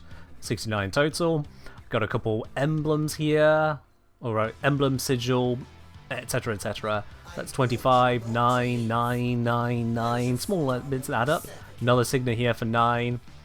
But most of these are limited per customer. Another 9 there, 9 here, 17 there. 2 of these blueprints, 9 each. Honestly, what a waste.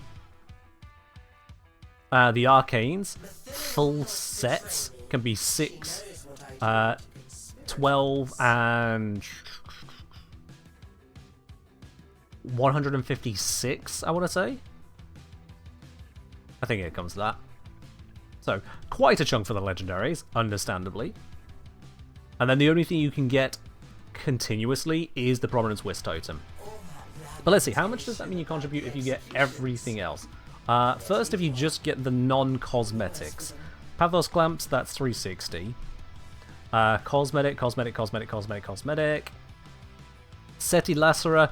To be honest, I should probably consider this cosmetic for the majority of people who already have it, but I'll just add in the 9. It's not a huge thing. The 9, same for the Baz move. Arcanes, we got 6 for the full stack, all the way down to here. It's 1, 2, 3, 4, 5, 6, 7, 8, 9, 10, so that's 60. And then 12 for the full stack by 8, 12 by 8, 96. And then 3 lots of 22, 7 times. So all of the non-cosmetics, including these 2 here, comes to 996. 996 Dominus Aureus. So in a clan that is my size, that would take us 3 people fully maxing the event of non-cosmetics to get us over the bronze trophy.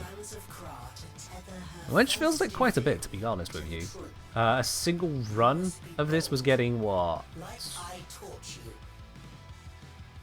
Oh, how many was it giving out now? Again, these are all numbery bits that don't stick in the head. Oops, when did I hit caps lock? Dominus, Aureus, Operation 8 Claw, there we go. Okay, 20 average normally, 24 steel path. Yikes. So if we go 24 steel path, 996 divided by 24, that is 42 runs. 42 runs to get the whole lot. Is this progress to bronze, or is that we have bronze and that's towards silver? You know, that's a damn good question. Operation 8 Claw, tell me about the rewards for the clans. Here we go. So, 2595 is terracotta is... Wait. Ah, I see. So, it's 2595 to get to terracotta for a storm clan.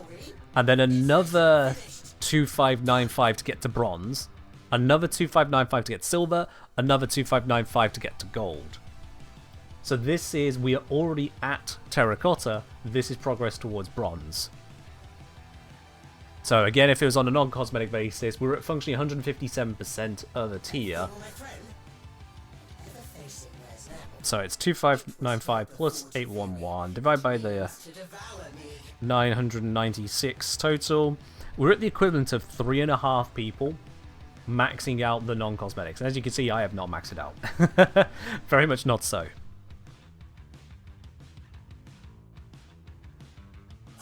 Yes, terracotta. Tedinzio, that's what I said. Which arcane should someone get? Someone who knows barely any. You've got Avenger Energizer, anything else useful? Yes. So Grace is amazing for health tanks. Fury can be a nice source of melee damage in various places.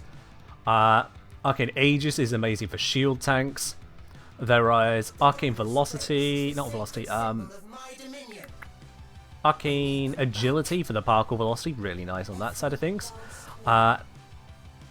And there are various other bits in here as well that are just kind of useful in general. Arcane Strike for melee attack speed can be useful to outsource.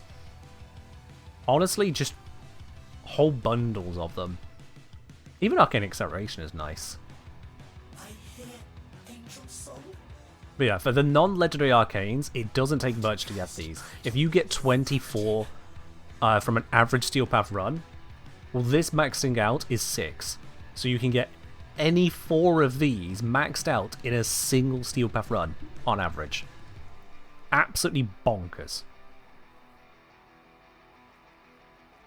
And then for the golds, maxing out 2 of them on a Steel Path run. It's the other bits that become very expensive. Maxing out the Pathos Clamps, 360. Maxing out all of these arcanes for the uncommons and rares. What did I say that came to? It was 6 by 10 and 12 by 8. 156. So maxing out the Pathos Clamps costs you over twice as much as maxing out every single uncommon and rare arcane. Wild. But yeah, also on that side then, so max out all the non-cosmetics. 41.5 runs of Steel Path. Say it's a 20-minute run on Steel Path, which feels quick, but I'm going to say 20 minutes. 830 minutes, or 14 hours. 14 hours for that personal contribution of 996 to this. Yoikers. Now granted, a Storm Clan is up to 100 people. If 100 people were to split the 10,380 evenly, it would only be 103 trade-ins per person, which would be 5 runs tops. But we all know that clans aren't equal like that. We all know it. 2 to 3 runs per day, not too bad, yeah, every day. Well, 2 to 3 runs per day, that's still, you know, that's your activity if you've got an hour's time to spend on it per day.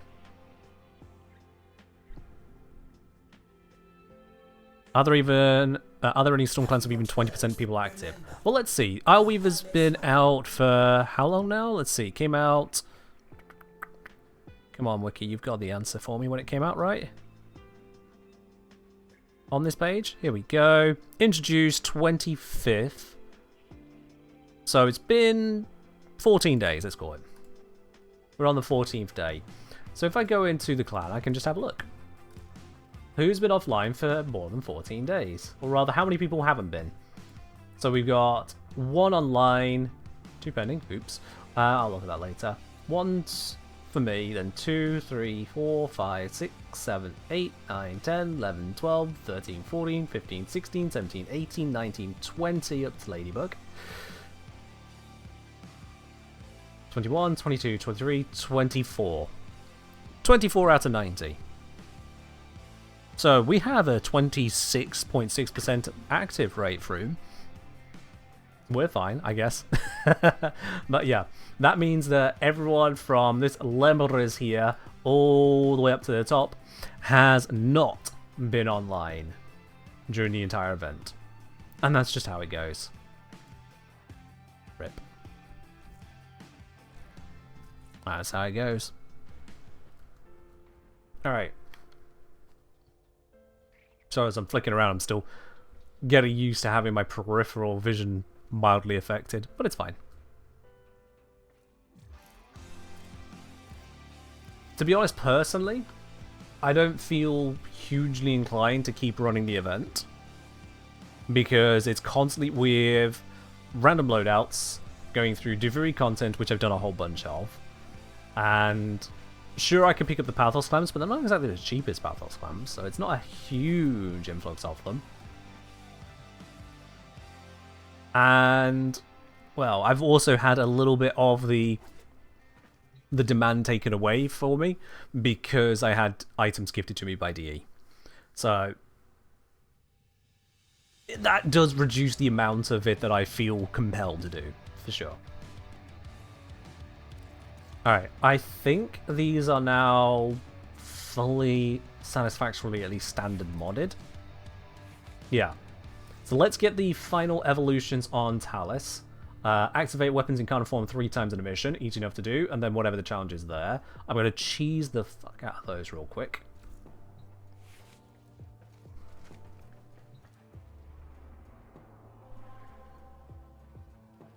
So yeah, let's quickly do that. Honestly, just survival, get the hits in, exit. I'll do that 3 times.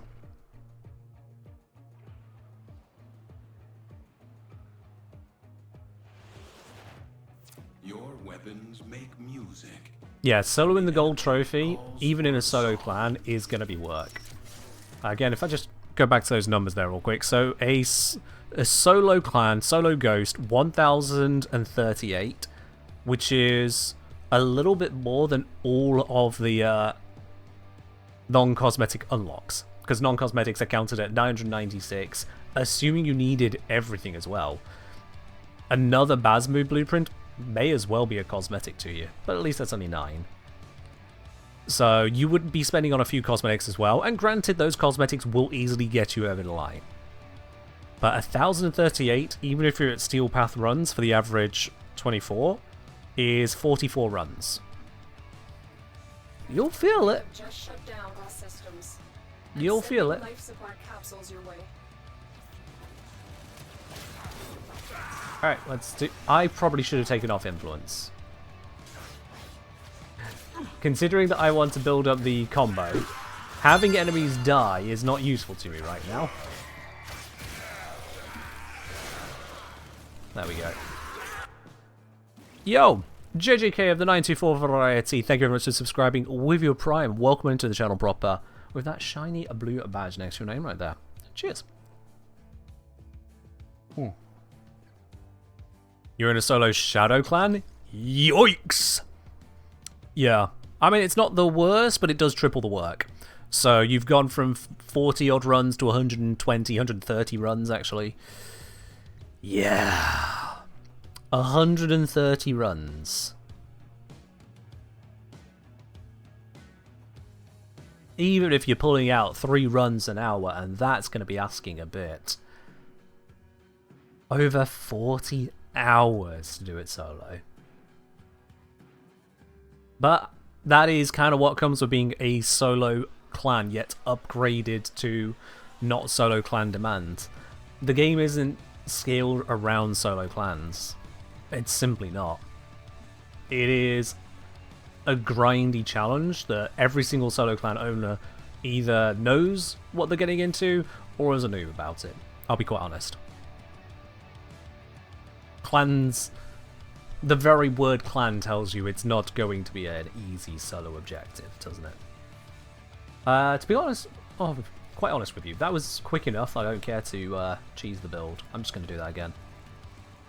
Hema moment? Okay. Hema was from an era where apparently things just had to suck. I'm going to say it outright. Say it as it is.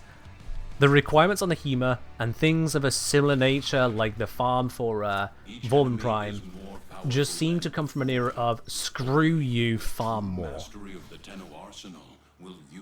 And if that were changed tomorrow, if they just removed so much of that that cost tomorrow, I would be completely for it. I wouldn't complain in the slightest. I would, in fact, openly mock every single person who goes, oh, but I farmed it, so others should, for being arseholes. I would openly mock every single one.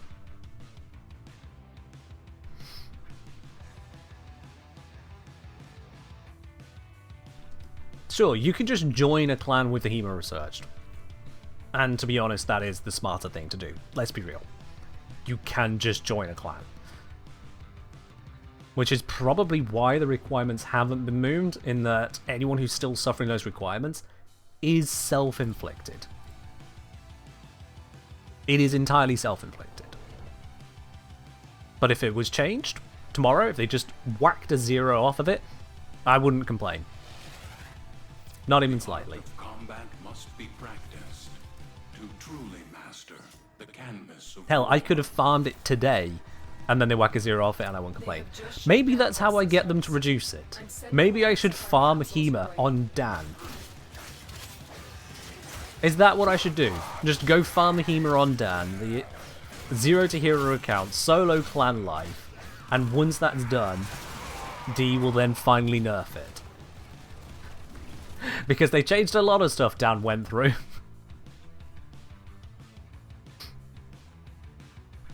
Cyber 30k chaotic. 30k chaotic is a lot. With the inclusion of the circuit, it's nowhere near as bad. And you can just kind of put off the Cyber until you've done that as well. But that's more because the circuit forces you into excavation. It's not made the side bed better, it's made it somewhat inevitable. That's the difference there. Because I don't do excavation if I can avoid it. I just don't. Cryotic? 90,000. I do not enjoy excavation. I don't have a reason to farm it. I have 90,000 chaotic. So, yeah. Don't think you've ever seen this components menu. Oh yeah, it's been there just basically the entire time. It also shows how many weapon slots are left. That's useful. Oh wait, no, it's just always there. Whatever. Yeah, it was just right there. It's absolutely useless. There's no searching it, so it's just scroll through. It doesn't click through to link to other bits and pieces. At least it gives you the info, like where you get items, if that information is available for it. I imagine some things... Yep. Some things don't tell you where it comes from. Yeah, it's just right there. Just components. Always has been. You won't be surprised if most of it was from Circuit? That's exactly what I'm saying. It is from Circuit. From Circuit and Duviri runs, anything that puts you into that excavation there, you can't escape it. You're going to get the cryotic. It's what? Is it 3 excavators each time or 5? I think it's 3, right? But yeah. Why do I avoid going full shield build on Lavos? Because shield building you can do on every single frame. With the exception, of course, Kalervo, Nidus, Inaros. Every single frame can fit the exact same shield build, and you just turn your brain off with building. It is completely design agnostic, in much the same way as you could do the same damn build on every melee weapon going for melee influence near enough. I like using the frames for the frame, not for shield gate go burr. Also, yes, health tank is very comfy, but the kind of shield tank they're referencing is not the shield gate from Brief Respite, it's a shield gate regen, because if they're going Brief Respite Lavos, I have something to let you know about that. Doesn't work, but yeah. Shield tanking, it's doable, it works, and I did use it on the very first run, or very first completion of the Super Apex fight of the tank. I did that with Lavos. But I don't like it. It works because it ignores all of the level scaling, all of the rules about damage, and just goes, nah, it doesn't happen. Denied. And I don't like that. That just feels very wrong. But that's a personal vibe on it. You will notice I am in fact not a game designer, and I am not constantly banging on Pablo's door demanding the removal of it. I just don't use it. In a PvE game like this, amazingly, that is something you can do. Let's see then. So, yeah, I had a look at all of these ones. This one just seems the most useful to me. I know it's only getting into Incarnate form, but I don't really care for knocking down enemies when I do a ground finisher, and I don't really care for a little bit more jump height. Alright, final challenge. Complete a solo mission with an Incarnate weapon equipped in every slot. Oh, it's been a while since I've seen that challenge. Okay. Excuse me a moment.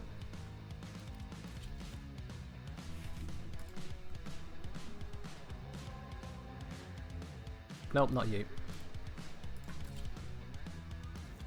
Fairly certain I clicked that.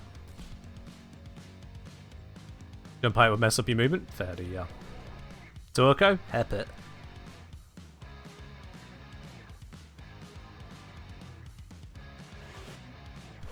You are here on a capture mission.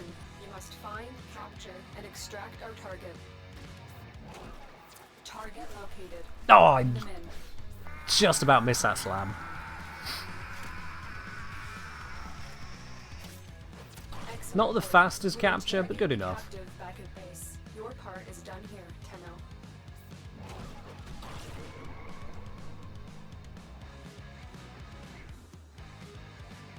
I know it's no Titania, but, well, Titania gets enough use. Oh, box. Titania can get through that.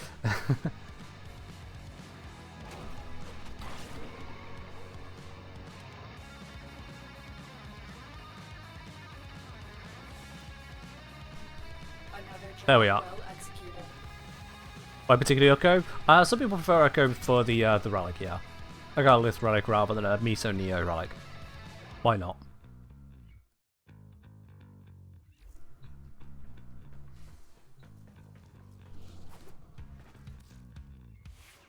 Okie dokie.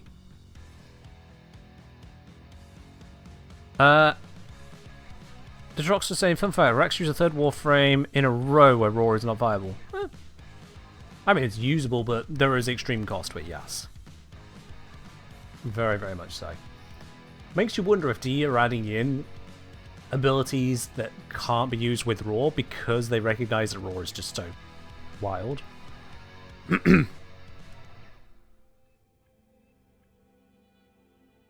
Don't know what Morgan's on about. Alright, Thalys. Upgrade complete. Let's see then. So, heavy attacks detonate the shards. Sure, why not? We'll see what that does.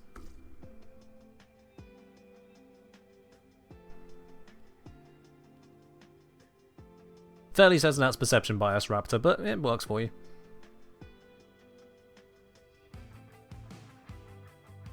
Not 132% efficient.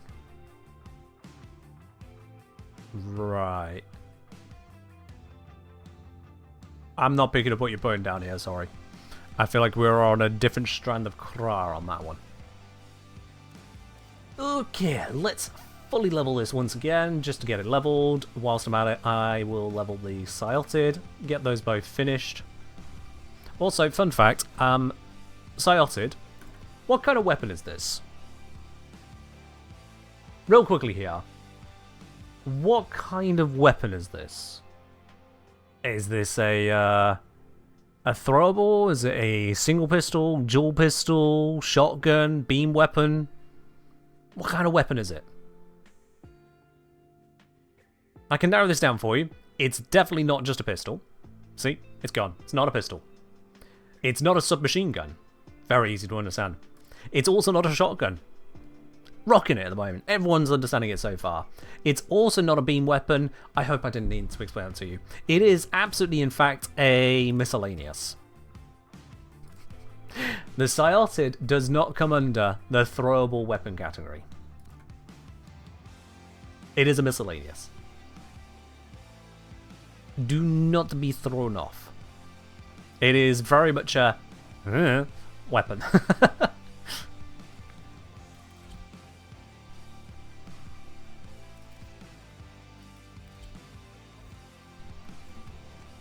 Alright. Let's go level this up. Let's mix it up a bit. Let's head on over to not Earth, you. Circulus Lua. Let's do it there this time. Can I use the throwable skins? According to someone above you, nope.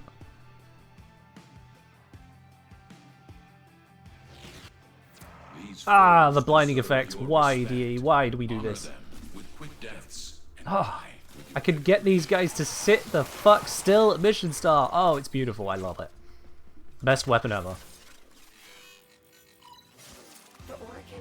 Just that alone, being able to tell them to fuck off. Although I have not brought my weapon max build. Oops.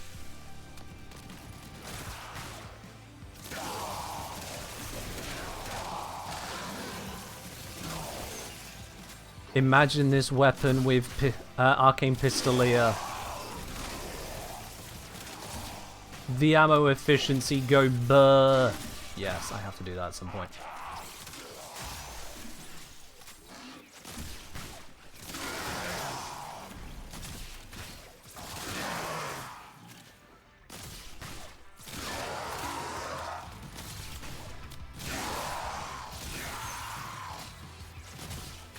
So this is damn effective. 40 seconds in, 80 kills, that's good enough.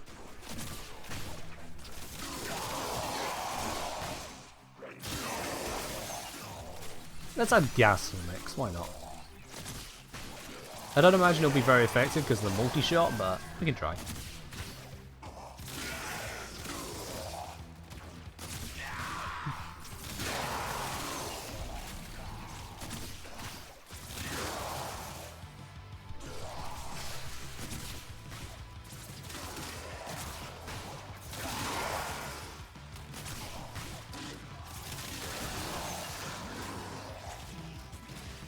The video on this should be the end stinger is the thing to sell it. Gets these bastards to sit still.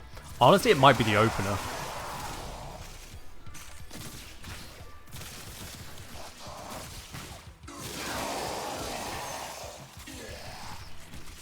Alright.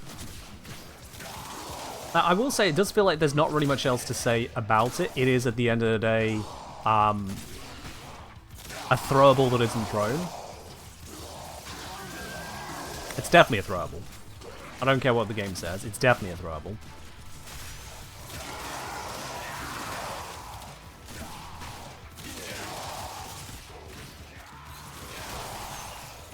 I'm gonna bring some enemies for a walk. Hey, you lot, come this way. Now over here. Now over here. And into the gas cloud, please. Ah, shoot, the gas cloud already ran out. Darn. I need to be on my duration levels for that. Alright, you lot. Over here, and then over here, and then over here, and then into the gas. Yeah, I need duration levels for that. I haven't tested Fulmination, but information I have is that it doesn't work. But still, it's 15 meters. How much do we need? There we go. Pulled him into the gas cloud, then immediately expired. God damn it.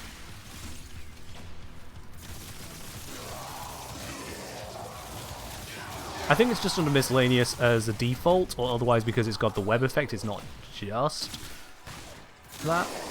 I don't know. I'll be honest, I'm not that fussed about it. It was more of a curiosity than anything else. Well, that was effective.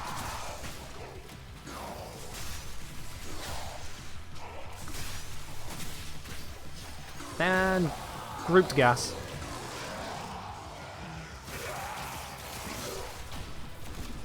I'd say fuck that guy in particular, but it was an entire group of them getting fucked. You feel like you're going to increase the ammo consumption on fire? Honestly, I don't see D nerfing it. The D seem to have left the realm of nerfing things unless they are actively causing problems. So, slam attacks were actively causing problems, especially because it was pretty AFKable. It could be macroed. And D don't like things which are very easily macroed. It leads to people botting, it leads to just problems. They don't want those problems. For this doesn't feel anywhere near the same. It doesn't feel like it's going to ruin people's gameplay because it is a targeted weapon causing a little bit of grouping. Big whoop-de-doo-dah. D don't just remove things that are effective. Not anymore, anyway. In the past, they kind of did, but not anymore.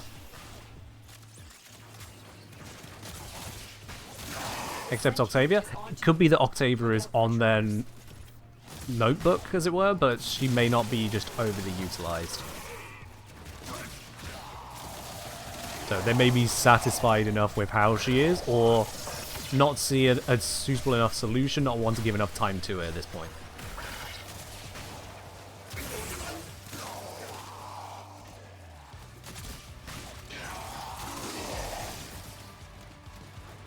To be honest, Octavia isn't disruptive gameplay, so it's not the worst. Alright, this is level 23, we can take it further. I should probably deal with those tracks, thinking about it.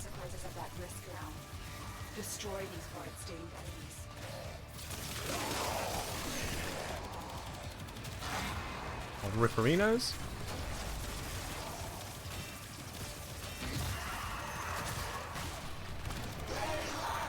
Perish, thank you.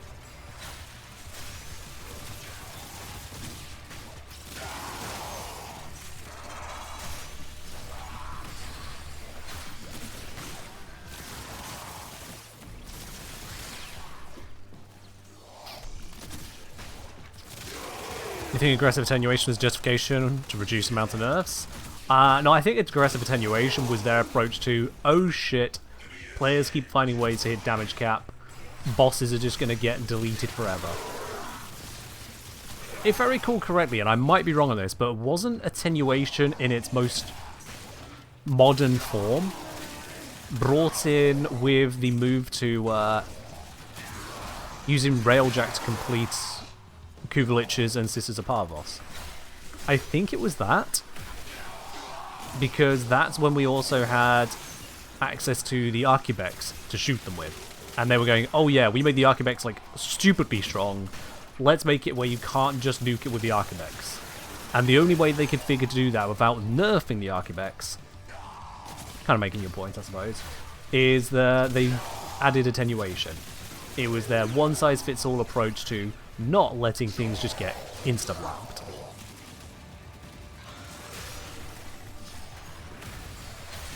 Whatever we make of that, that does seem to have been their approach.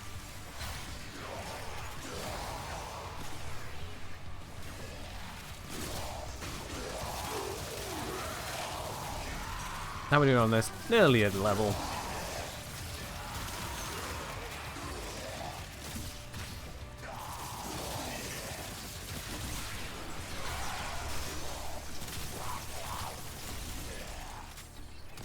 Nah. This weapon is definitely overperforming because of Lavos. Because it normally cannot have this amount of gas output. Or just status output in general. But I will try it with something else in a moment. Got it fully leveled there. Do I need to level up the melee? Yes, melee is only level 10. Let's level that up now.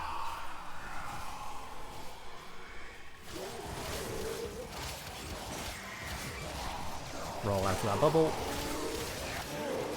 Ooh, I nearly died. That would have hurt. As in, I'd been dead.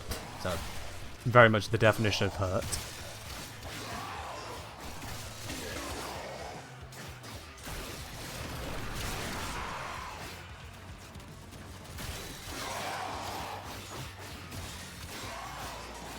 So I'll get these two leveled up, pop out of here, I'll pop away from stream for just a moment, and then we'll do some of the more mechanical investigation.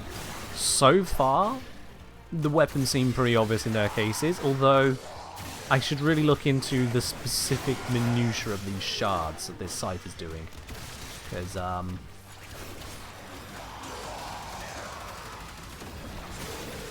they're somewhere in there. Somewhere. We know it's relevant. Because it has to be, right? So much goes on, it's hard to keep track of them? Yeah. That is one of the things that quirks and features of weapons often will run up against in Warframe, is that they need to do something that somehow beats out just swing and hit. Because if swing and hit is good enough, then gimmicks kind of stop mattering.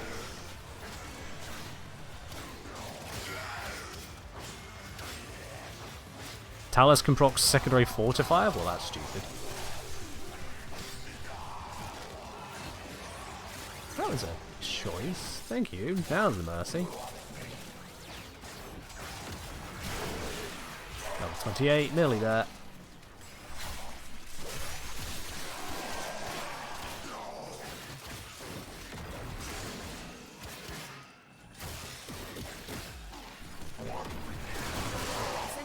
Get rid of you. Max rank. Okay, cool. Let's head towards exit. The Grenier and Corpus came here in search of treasure, but only found oblivion. Alright, Bruno. Yeah, we're good. You are not. These manifestations, they aren't from the neural century. Yeah, those manifestations can do what they want. I'm out of here. They're the next Tenno's problem. Fighters incoming.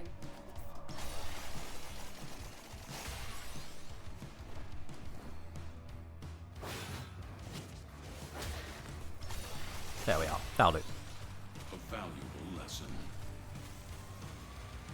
Huzzah! It may not be as fast as some of the farms out there, but it's certainly much nicer to actually utilize weapons to level them. It's just not something you can reasonably do if you've not already got a high mastery rank, strong modding, strong buffs, and affinity boosts out the wazoo. But if you have got that, it works. Alright. I am going to be back in just a moment. Don't y'all go anywhere. I'll be back with you very briefly. Wrong button.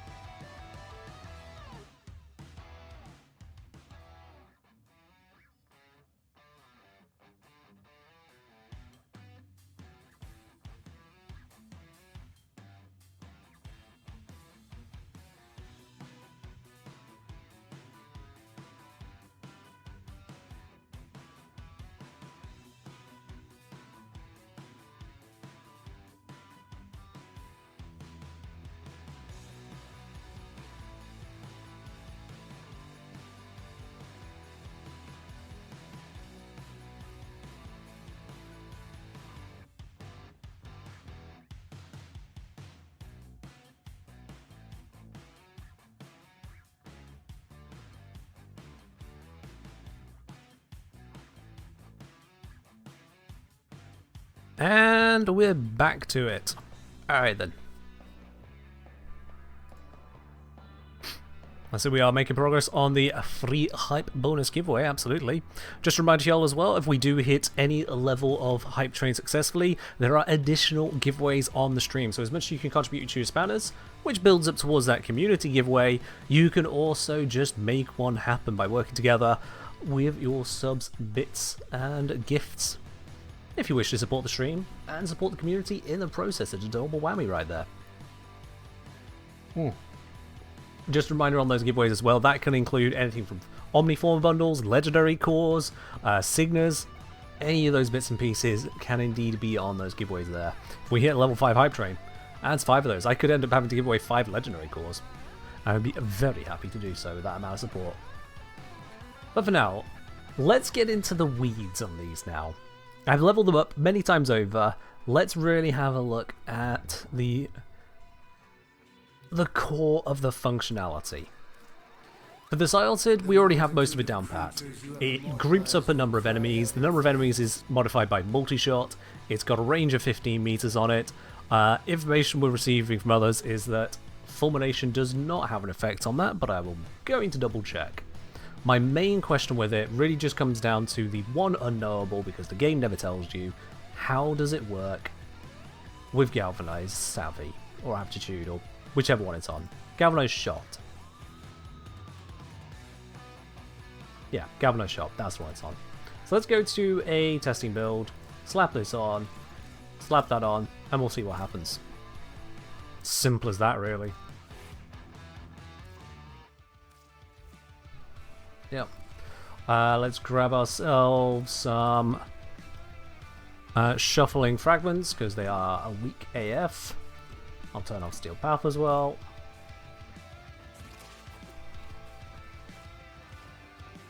So, at the moment, I'm seeing hit 128, crit 461. 128, 461. Good to know.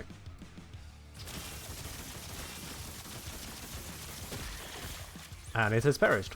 128, 461. And now with the toxin procs on it, 144. Ooh, 2 procs. 576 on the crit with 2 procs. 576, 2 procs. 576. Up from 461. 576, 461. That's only a 25% damage increase. Uh-oh. Uh-oh. Okay. So yeah, 461 divided by 3.2, that's the Hornet Strike in there, and then times... It's 40% per proc, isn't it? Yeah, so 3.2 plus 0.8. 576. Yep, it's additive. That's unfortunate. The Scyotid has an additive galvanized shot effect with Hornet Strike. Alright. As a projectile weapon, that's kind of weird. The whole projectile weapons have multiplicative. That rule keeps being violated with new things that you're adding. Okay. Doesn't need it on top, it'd be a bit much. I mean, I'd like just consistency, that'd be nice. You think Kunai also additive?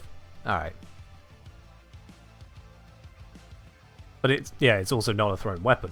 It looks thrown, but it's not considered a thrown weapon, or maybe it's considered a thrown plus, and that's why it's in miscellaneous. But in any case, the projectile is not doing projectile multiplication, because that's just how that works.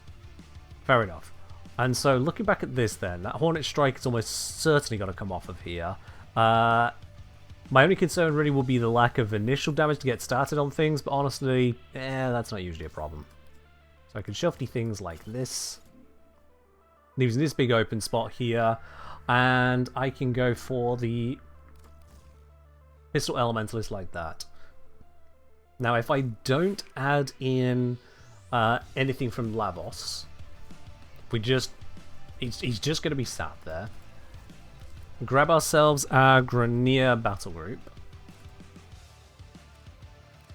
There we are. Steel Path level 200.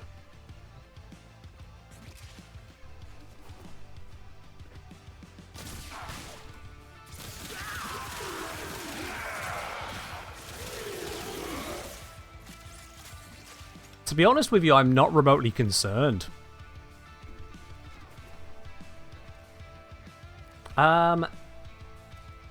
Let's step this up a bit. Exo Gokstad officers.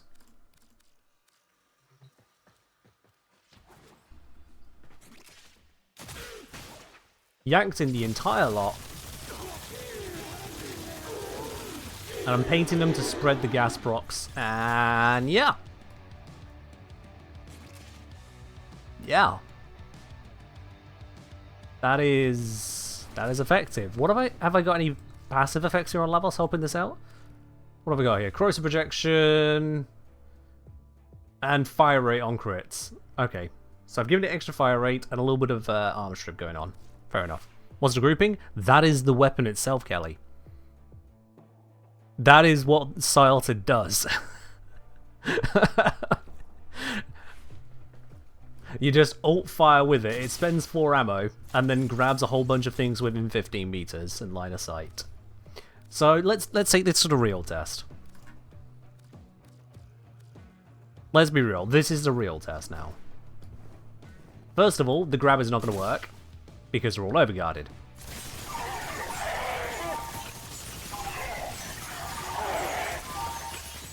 So let's see how quickly I can rip out all of that overguard.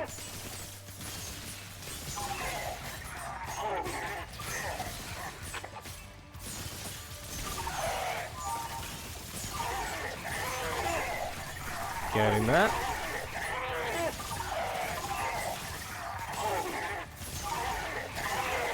Overguard is gone. Yoink. Let's get on the backs here.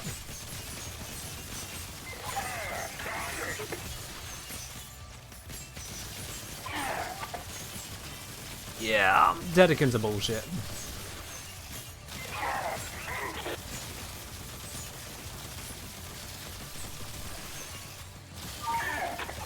Dedicans are bullshit.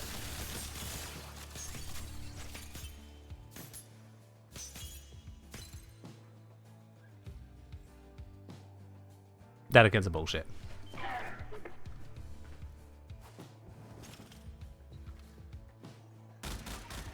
I mean, for comparison, actually, Burston Prime. Let's do that for a bit. Burston. Scaled.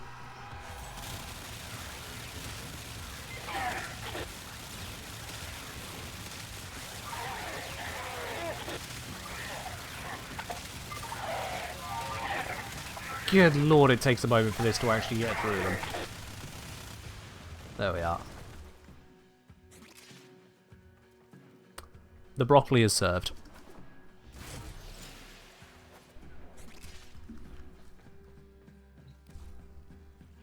Okay, let's Corrupted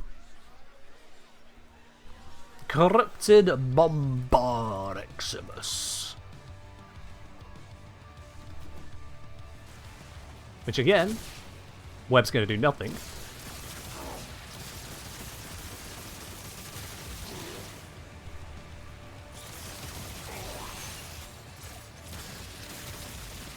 And to wipe their overguards. There we go. Over this side now.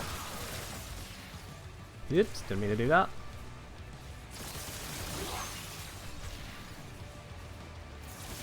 Nearly got them all. There we are. Yoink!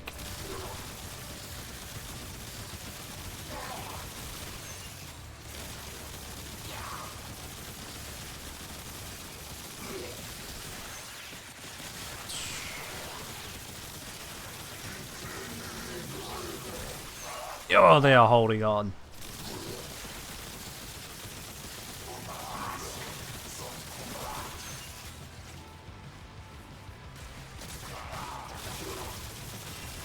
Didn't really need to use the ult there, but I'm just doing it again. There we go. We reached the damage threshold. Maybe I was being held back there by the lack of stacks on it. In fact, I certainly was, so let's do that again.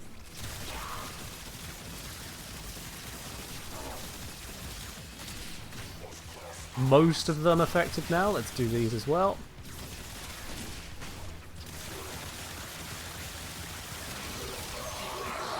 There's the difference. Now with the actual kill stacks, we see the effect. It was the lack of kill stacks doing it in. Because of course, that loses a lot of damage and a lot of multi-shot.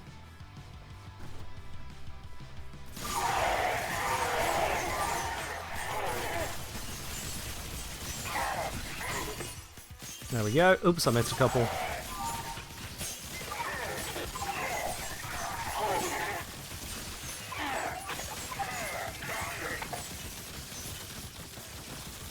Stacks are running out. I've only got a couple left. One left. Come on. There we go. Stacks are rebuilding. I'm getting kills.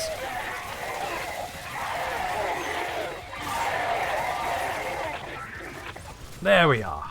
Alright.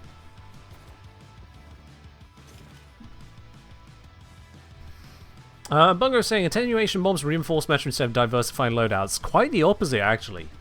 Quite the opposite, because attenuation is a double-barreled thing. Attenuation is, first of all, direct attenuation, which is that the stronger something is, the less damage it does up front. And then there is adaptive attenuation, which is the more damage something is receiving, the less damage it takes for a period of time. And it's that for a period of time that really matters. Effectively, once you hit that cap, you're running against a timer. A timer which is invisible, a timer which is, without extensive testing, basically unknowable, but you are running up against a timer. And so long as you can make attacks every period of time to hit that damage threshold, you're going to kill it in about the same amount of time. So attenuation mobs actually reinforce the variety of meta, because pretty much everything's going to be in the same boat. So long as you reach that invisible, unknowable cap, you're good to go. The problem is that none of this is communicated in-game in a useful manner. It is impossible to see if one thing or another is bypassing any amount of these attenuations. It is impossible to really tell when the timer is going to allow you to do some more damage again. And it feels weird as hell that the best way to kill 5 Dedicants is to shoot one for a bit, then the next one, then the next one, then the next one, then the next one, and then go back to the start like some kind of weird bullet typewriter. The best way to deal with them is to move across repeatedly. And if there's only one Dedicant around, then you shoot the Dedicant for a bit, shoot something else, come back to the Dedicant. Because then its attenuation, the adaptive side, will have timed out, you can get more bang for your buck. So you don't kill it faster, you just kill more things in the same amount of time by diverting your attention. And that's just weird as hell. I still feel that Dedicants should not have attenuation. Because even if you hit their weak spots, you don't get the benefit of hitting weak spots in the... It doesn't really kill it faster. Oh, it might be a few % faster. You might get a couple of seconds out of it. That's not enough. That's just not enough. So for a basic unit that spawns in basically every single Skuldra mission, that can spawn in multiples, that can spawn as Eximus, Leech Eximus no less, as Dragonworth points out, and then has drops of a basic unit, to have damage attenuation on that is insane. We don't need it to stick around. It's not got any interesting attacks. It's not an interesting unit. It is just a fat piece of broccoli that doesn't want to go down. That's what it is. So yeah. I understand attenuation for boss fights, to make it more of an endurance fight, rather than just who can cheese it the fastest. If you have a look at something like the Eidolons, they are a victim of who can cheese it the fastest, because as soon as people get to that power of one shot in the limbs, the Eidolon doesn't do anything. It appears out of the water, you blap its leg. It stumbles, it screams, out go the pulses, which we hard counter as well. It gets ready for the next one, you blap it. It stumbles, it screams, it pulses, repeat. People have reached a point where the mechanics of the Eidolon fight are how quickly can you get it to screaming rather than how do you deal with its attacks. So damage attenuation is allowing those attacks to be a threat, and that players have to counter the attacks, not just the defenses. I get that. But a Dedicant absolutely does not need it. Just does not.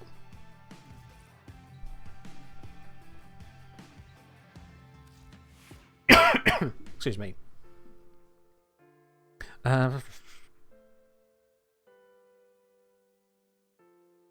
Sorry, Bunga, I don't have a proper answer for your question. It's apples to oranges comparisons, especially given the massive time skip between the two. Dedicants are good Nyx minions?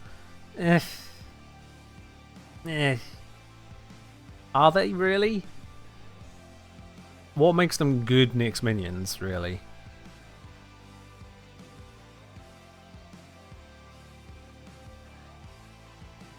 Is there any way to cheese a Zealot Prelate? You just have to find him for a weapon you can get. It's the worst fight in the game. I mean, the fight has been made easier off Steel Path and easier if you're in groups, because there used to be excessive scaling of health and excessive multipliers added. So doing it in a group is quicker now, but that's about it. It's still just the process. Alright, so with the Scyotid, I don't think there's anything more to really explore on it in terms of itself. It is ultimately a grouping weapon, which is absolutely absurd for that capability, and then can deliver some pretty obscene punishment after the fact as well. All the usual rules apply otherwise, including, for some reason, it's an additive galvanized shot rather than multiplicative, but it's very workable. If you do mod it like this, do be aware that until you've got a couple kill stacks, it will suck. And so if you are swapping out the weapon for an extended period of time, you may consider replacing Galvanized Shot with Hornet Strike. Because Galvanized Shot, at full stack, it only needs 2 status on target to beat Hornet Strike. But then it's only by 20 percentage points. 3 status on target, you're doing even better. But if you're not going to have those constant kill stacks, having Hornet Strike immediately ready to go to make up for the lack of Deadhead, the lack of Shot, the lack of Diffusion is worth it. But that's just usual modding. That's nothing special about the Scyotid there. Nothing special at all. The only thing of note to check is its headshot functionality. Let's quickly check that. Because that is going to be a regular question, I'm sure. 7s, headshot, 22s, 160 on the crit, on the headshot, body shot crit, 27. Yeah, normal headshot rules apply. Normal headshot rules do apply, so that's good. Alright then, Thalys. Despite all the other bits and pieces, the evolution, slidey combo, it's coming down to those shards. Attacks embed damaging shards in enemies. Cool. Okay. Sure wish the game was a little bit more forthcoming on what that means for us, but let's just smack stuff for a bit, I guess. Just gonna wail on him in general spot for a moment, get that combo up. There we go. That should cause a lot of death. I spawn a few more. I'm going to take off Influence for the moment, actually, and that's going to turn off the Incarnate. Whatever. Let's try again.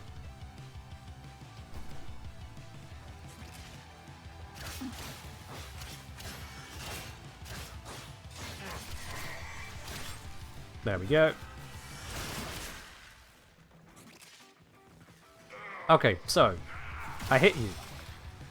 I saw a flash, which I guess was a shard being placed.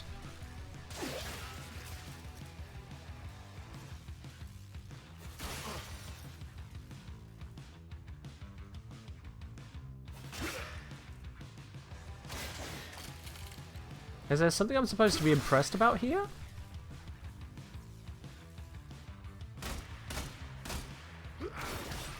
Hitbox certainly doesn't extend to there. Oh, sorry, that was just my gun going burp.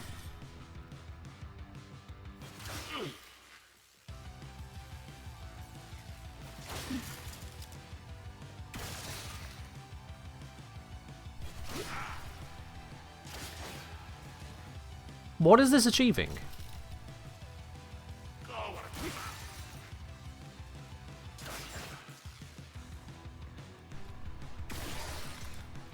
Is that it? Just 110 damage. Once.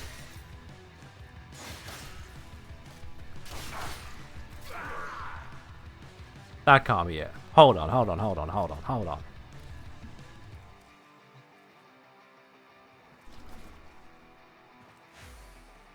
Just reactivate that. Don't care about the loss of combo, just the activation.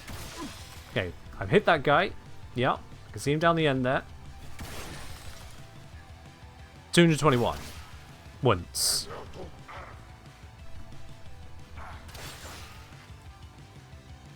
Okay, got a shard on him. Do I need to hit new things?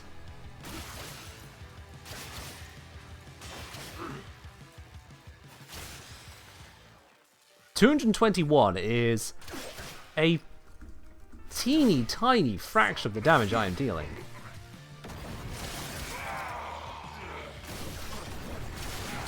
Zombie, yeah, if you've got some testing information to break down a little bit of what I'm looking at, I'm all ears on that, sure.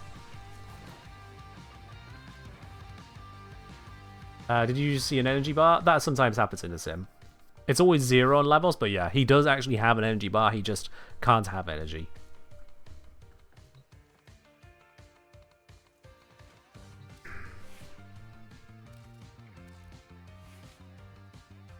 Heavy attack does a transformation. Attacks embed void shards enemies. Each time a new shard is created, existing shards deal 75% of weapon damage to embedded foes. See, I was kind of expecting to be able to continuously apply shards to the same enemy there.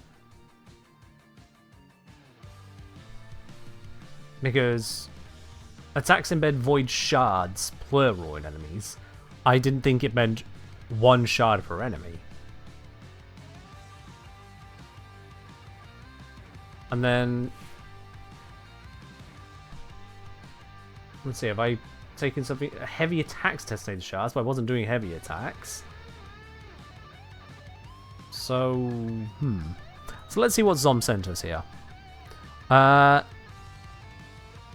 Zom's got information, not from Zom, but from someone else. But let's have a look at this. So, uses normal base damage as expected. 0% crit chance on base. Flat sources work fine. I did see you showing no crit bonus there. Rolls its own crit tier independent of the initial hit, similar to duplicate. Okay.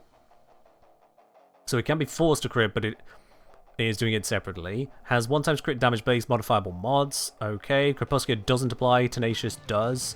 Sure. That's nice and consistent. Ignores condition overload. Ignores weapon damage. Ignores elements and ellipse mods. Ignores faction percent. Ignores duplicate. No status, but flat bonuses work. Follows the same weighting as the base weapon. Uses stance multipliers. DOT does not apply or detonate them. Influence doesn't spread them. Doughty applies. Ignores body parts. Ignores duplicate. Right, yeah, because said earlier, completely ignores duplicate. Doesn't build with animosity.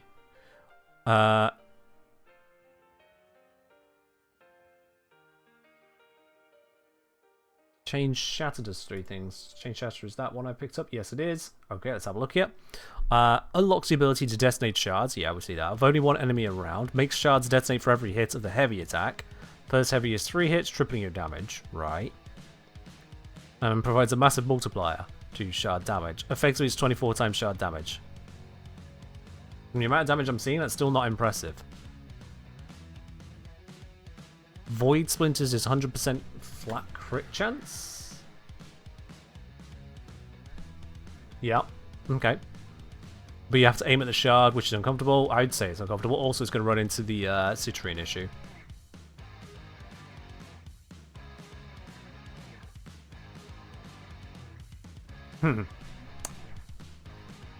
Right. Well, thank you very much for sharing that, Zom. So this is a little unwieldy here. What I'm going to do is... I'm going to use this Scyotid for this, actually. Let's spawn it in 2 Elite Lancers. Just the 2.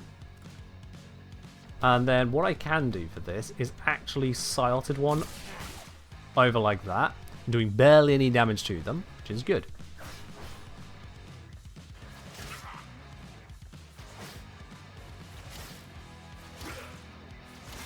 Just get the build up. Hopefully don't kill him. That'll do. Alright. I did 11k. He's actually on his way to dying already there. 221. I've got a proc on him of 10,000. But I'm supposed to be happy about 221 damage?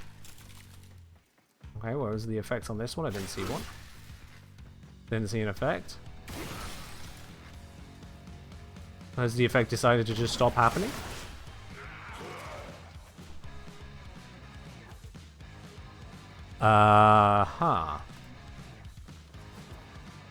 This is not filling me with confidence to care about this. Okay, so you are now inflicted with it. I've hit you with some big stuff, 20k and 3k proc. He might bleed out if I'm not quick enough. 221. I hit this guy for like 4,000 odd. This guy takes 221 once. And again, we've got our thing over there. 110.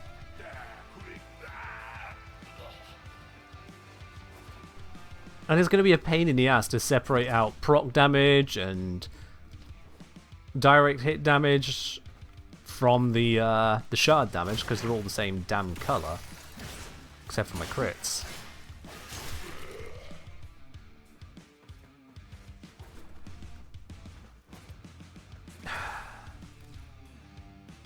Okay. So if we have high enemy density, we grab a whole bunch of elite lancers. Alright. Incarnate is activated.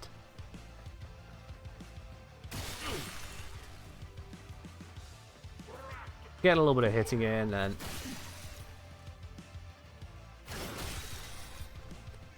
big sweeps across the room.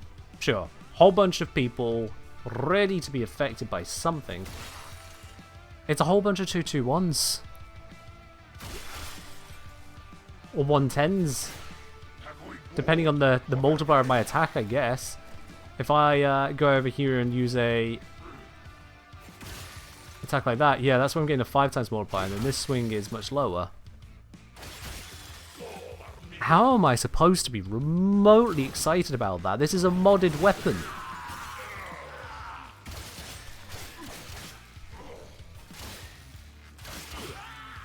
I've taken off influence to try and reduce my lethality here. Please give me that. There's a heavy attack, but I'm seeing huge numbers from the heavy attack. If I'm having to pay this much attention to see what the weapon is doing, is the weapon really doing anything that just a scythe would do?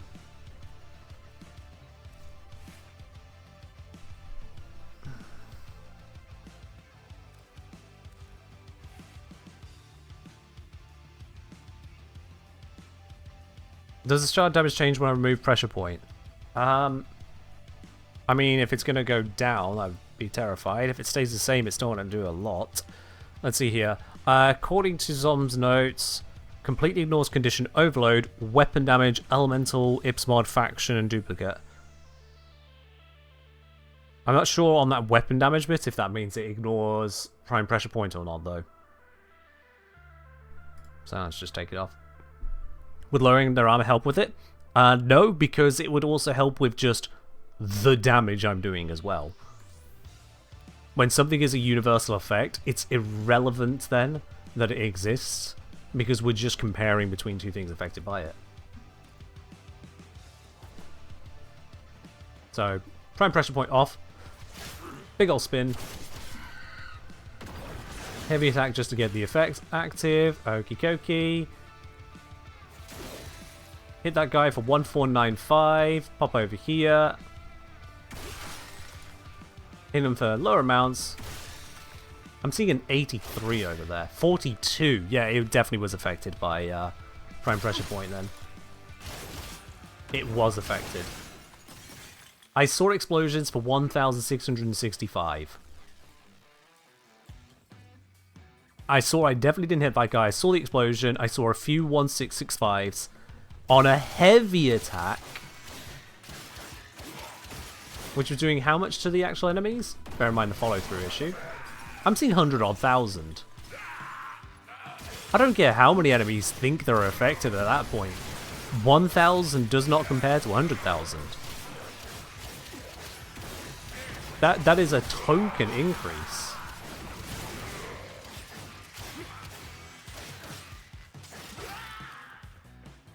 I don't feel like any of the enemies there died to anything other than just my attacks. I could go back through it, but to be honest, if I have to go through frame by frame, hunting down the damage that might have been of use to me, it's not there, is it? Tell me honestly, looking at me swing this here in this group of enemies, let me get the Incarnate back. Come on. I don't want to lose my combo. Combo's kind of part of it. Come on. Come on. Trigger the Tenokai, you little shit. Tenokai. Tenokai. Tenokai. Thank you! Alright. Let's see. Does it look like I'm killing them with something other than the scythe?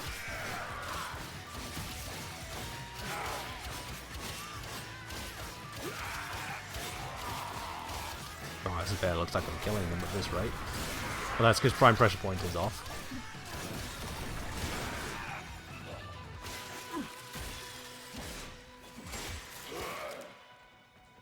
Now,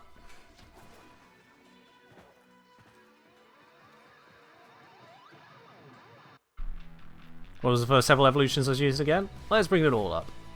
Maybe I have evolved it wrong. So first one is locked in. Our options are extra range, extra attack speed, or extra slide attack speed, irrelevant to the shards doing shard things. We have gain combo with slide, which I used that to activate the Incarnate quicker earlier. Gain combo and shard damage, but that doesn't make the shard stronger. And initial combo doesn't make the shard stronger. Get into Incarnate faster so we can even start using the shards. Jump. Or ground finishers, which doesn't sound like a very shard thing. And lastly, we have shards grow and then eventually erupt, dealing double damage and impaling them. Or heavy attacks can detonate the shards. Shards caught in the blast radius will also detonate. I was using heavy attacks through Tennokai, and I swear to down, I did not see much of anything useful there. And then Void Splinters, which we've already seen, is going to create weak spots that are not even going to be on the weak spot itself, which is no bueno.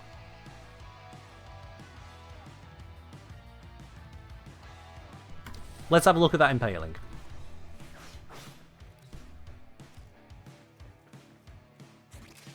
Not sure, Jemima. I don't tend to use underranked stuff. Give it a try. See if it works out for you. Worst case scenario that happens in a mission, you find out it's not enough. Okay. Don't know why I had combo waiting for me, but we're good to go.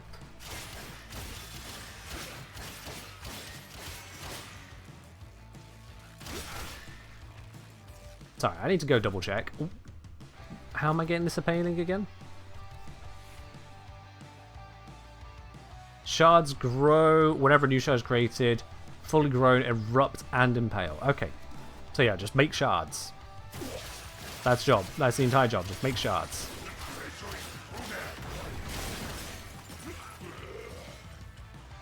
I don't think it switched. I saw explosions.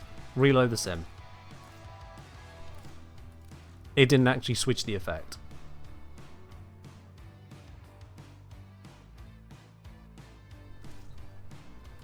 Let's try that again.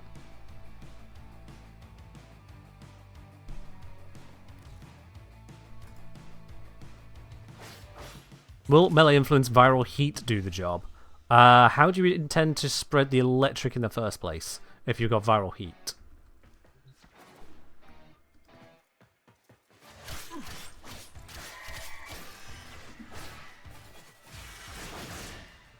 Okay, we've got our cannon form.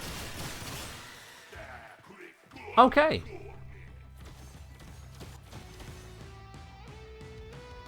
Not the longest effect, but it does work to lift them up. So we get a mini Nezha Divine Spears on enemies we previously hit who haven't somehow died yet.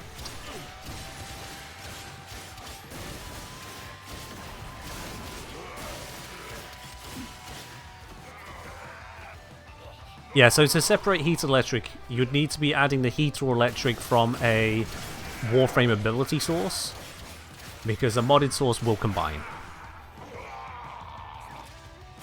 That's the way you get heat and electric next to each other. So stuff like Valence Formation, Shock Trooper, Fireball Frenzy, that. Does this fulfill the lifted condition? Not sure how I can verify that, to be honest, Moon. Is grouping prevented when they're impaled? Good question, let's try that.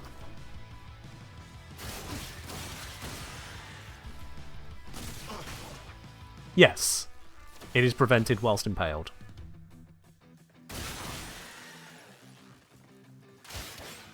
Combo counts unlifted? That'll be a pain in the ass to verify that's happening. Forgive me if I try to avoid that thought.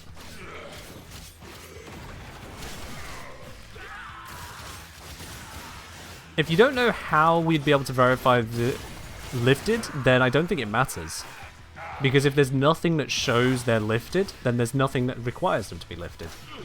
You get my point?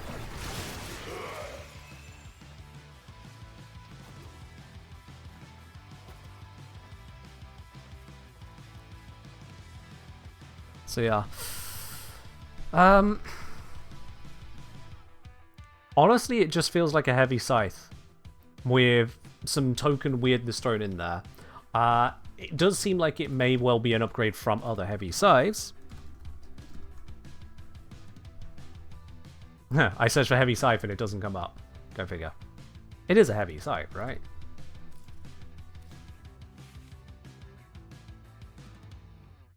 Yes. That back on now. Put this back on. Let's just, actually, before I go checking for other things, let's just go kill some stuff like this. No Lavos, just the weapon. Activate the mode away from them.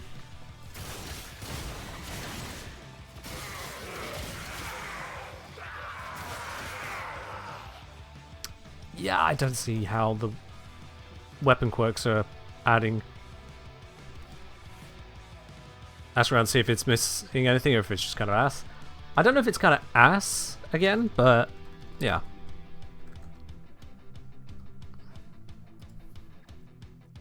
So, base stats compared to the Hespar here. Hespar has lower crit chance, higher status, lower base damage, chunk of it into impact, and doesn't even have an Incarnate form. And Corafel, again lower on the crit chance, but higher crit multiplier, much lower status, much lower base damage, but it does have that projectile range attack, which is of note. Both of those have higher attack speed, whereas the Thalys gains an attack speed bonus to make up for its lack of attack speed, which is kind of happened so many times. About the Coda Scythe? Good question. Coda...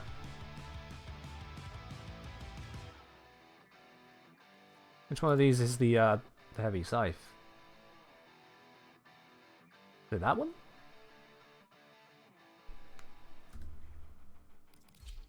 Man, it sure would be nice if things just said what they were. No, there's a hammer.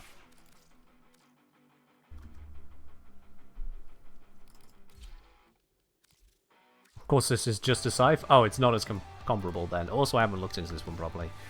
Yeah, comparing between weapon classes is a pain in the ass. In that, you can really only tell by actually just using them. And to be honest... Of course, can't find it that way. To be quite honest, with the way that Warframe works, most melees function as just melees. Oh yeah, they have all their songs and dances, they have their different stances you can jump between. Ultimately, melee is melee in Warframe. You account for quirks, but it's nowhere near the same variety as with guns. The biggest variety is, do you swing and hit with it? Do you throw and hit with it? Or do you shoot and hit with it? Two of which are really stretching the definition of melee. Really, really stretching it.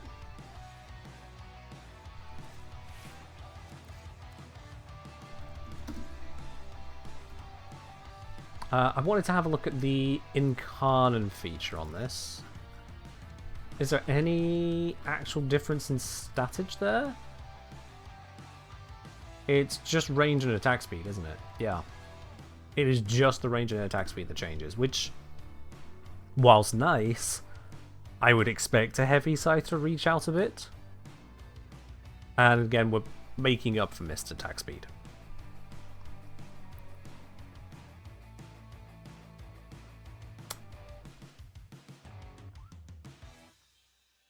So yeah, the shards, unless I'm missing something very obvious, which, I mean, my vision's pretty good now. Unless I'm missing something pretty obvious, the shards just seem to kind of suck. With the features we can add to them, we have shards which give you crit on certain weak spots, which melee doesn't like to capitalize on very well anyway. And if you want to shoot them, you could just be shooting them in the head. We've got heavy attacks to detonate the shards, but the detonation was pretty damn shit as well. Or we've got explosive growth, which will eventually give a mini Neja's Divine Spears effect.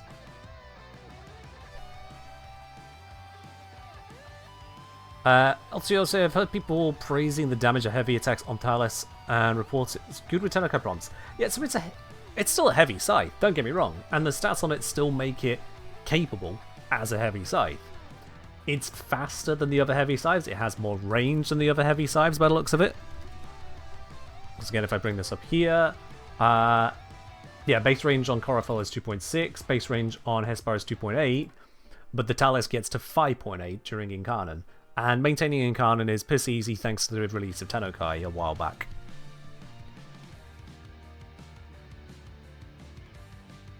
But it is otherwise then just a bigger statted heavy scythe is what I seem to be picking up here.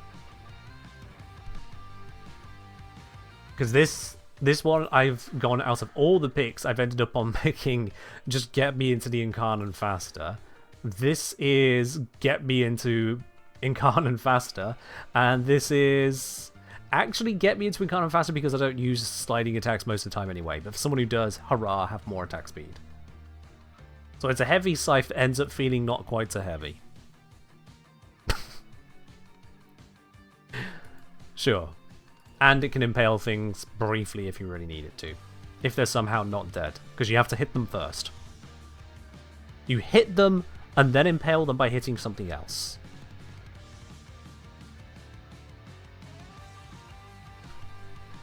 Sure. So unlike the Scyotid, which does feel... I'm not going to say perhaps. The Scyotid is overtuned. Kind of bonkers for what it can, what we can do with it. What mastery rank is the Scyotid considered? Mastery 12? That's Mastery 12. Mastery 14, by the way.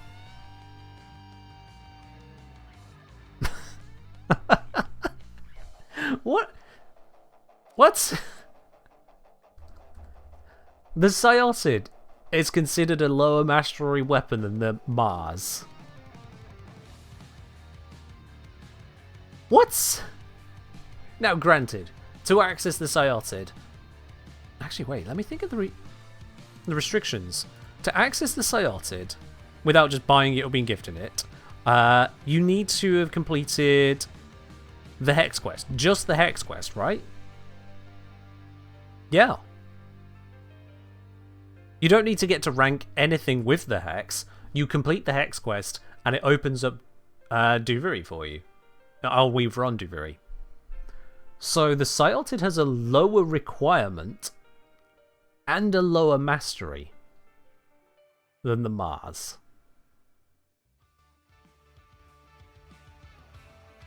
With the Scyotid, you get a highly damaging, headshot capable thrown weapon that isn't a thrown weapon, potentially, I don't know.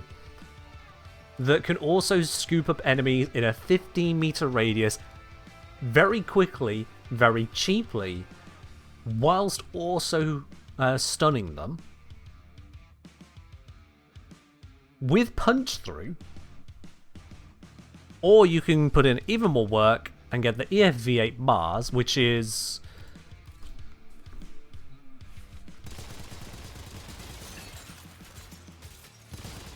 whatever this is supposed to be.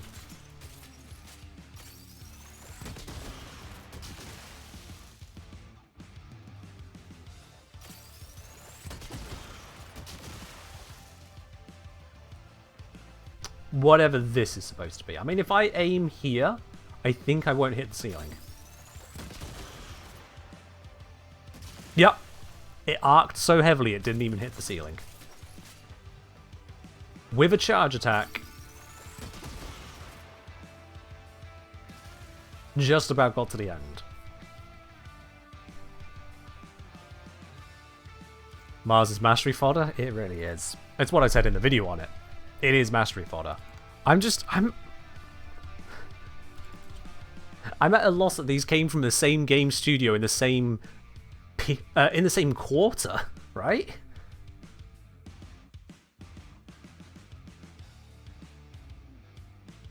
How long ago did the Mars come out? EFV8 Mars was released. Release date. Come on, where is it? yeah, 19th of March, 2025. And now here we are with Operation 8 Claw. This came out 25th of June. Just over 3 months later. Wow. Have we tested Spinnerex's gimmick? We have not. At this point, this might be very confusing for those of you who are used to 7 till 10 streams. This is a bonus stream, and at this point, we are now out of time because I need to get some food, and then I am going to be spending some time with my brothers. So that is, unfortunately, all that we do have time for, but as a bonus to look into the leveling of those, and just join me in being so flabbergasted at some of these details, my word. I think that gives you quite an insight into what is coming up there.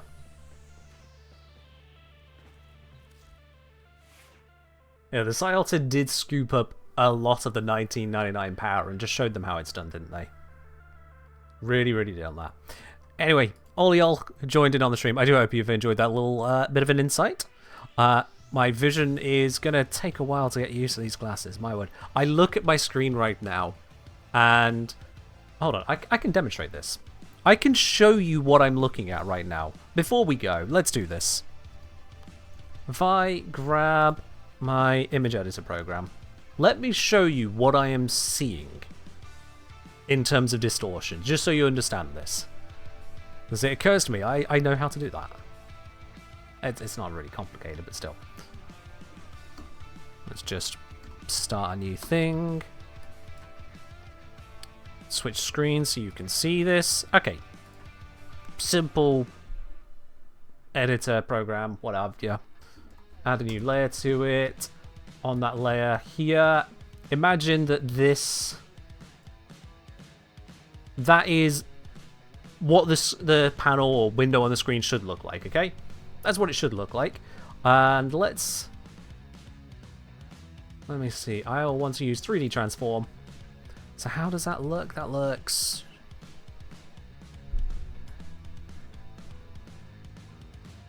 it looks kind of like...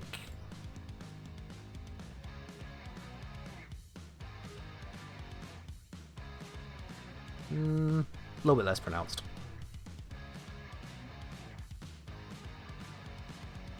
It's definitely flat top and bottom. Yeah. That's how it looks to me. Maybe a little bit less pronounced than that, actually.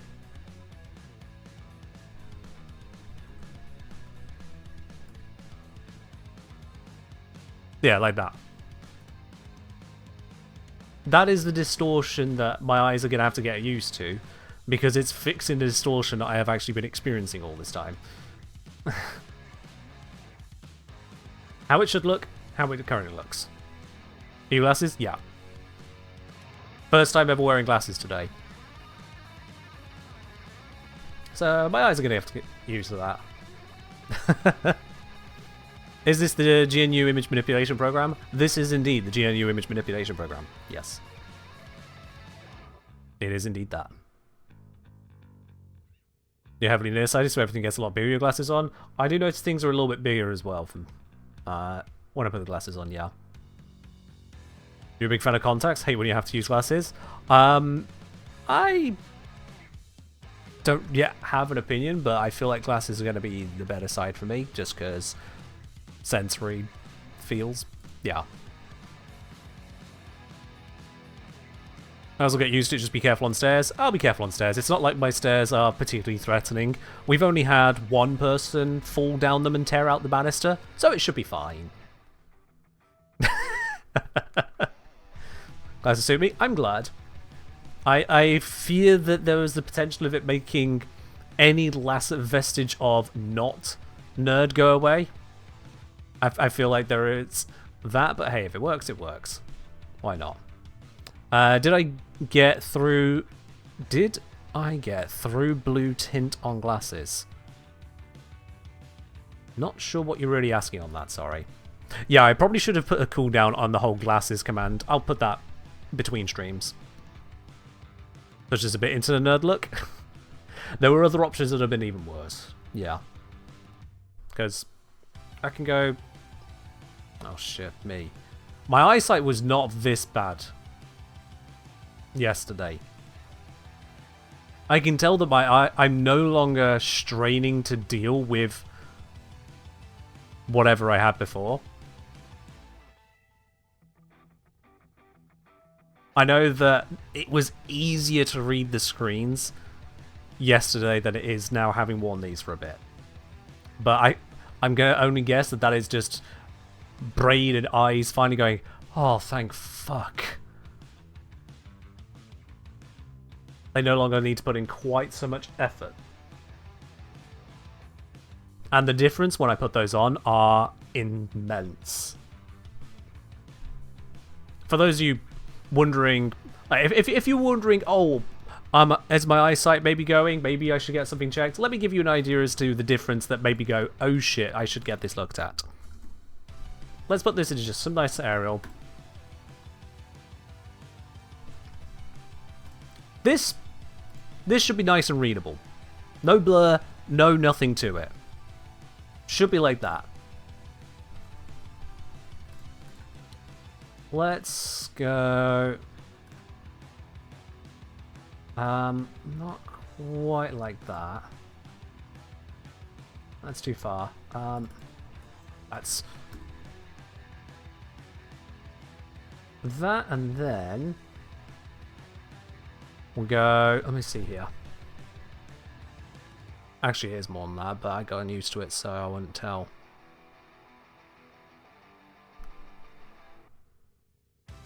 Yeah.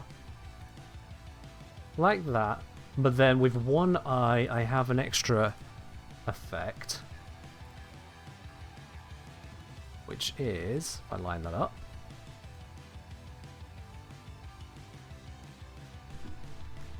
Let's go. Like so. There. A little bit lower.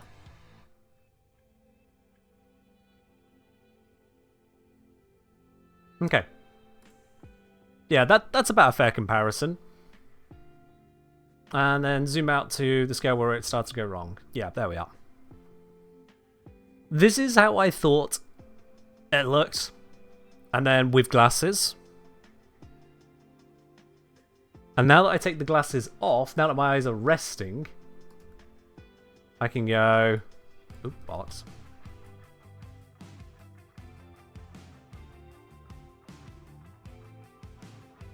That's now how it ends up looking. That is the difference. See, I can see the stars in the night sky, or at least I thought I could. I'm going to have to find out tonight, aren't I? I can see the night sky stars. But to what extent?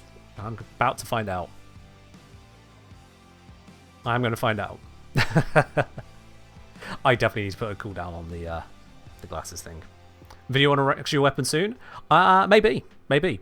At the very least, the Scyotid definitely needs covering, doesn't it?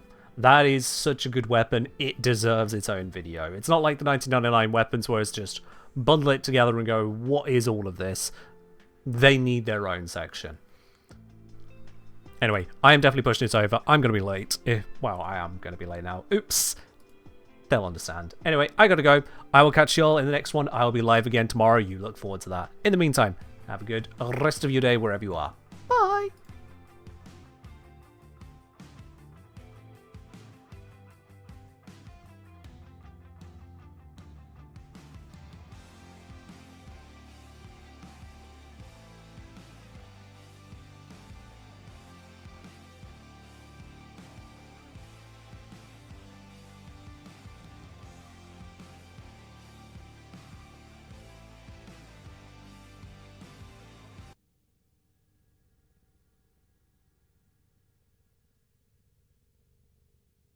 Well, well, well, if it isn't the consequences of your own action.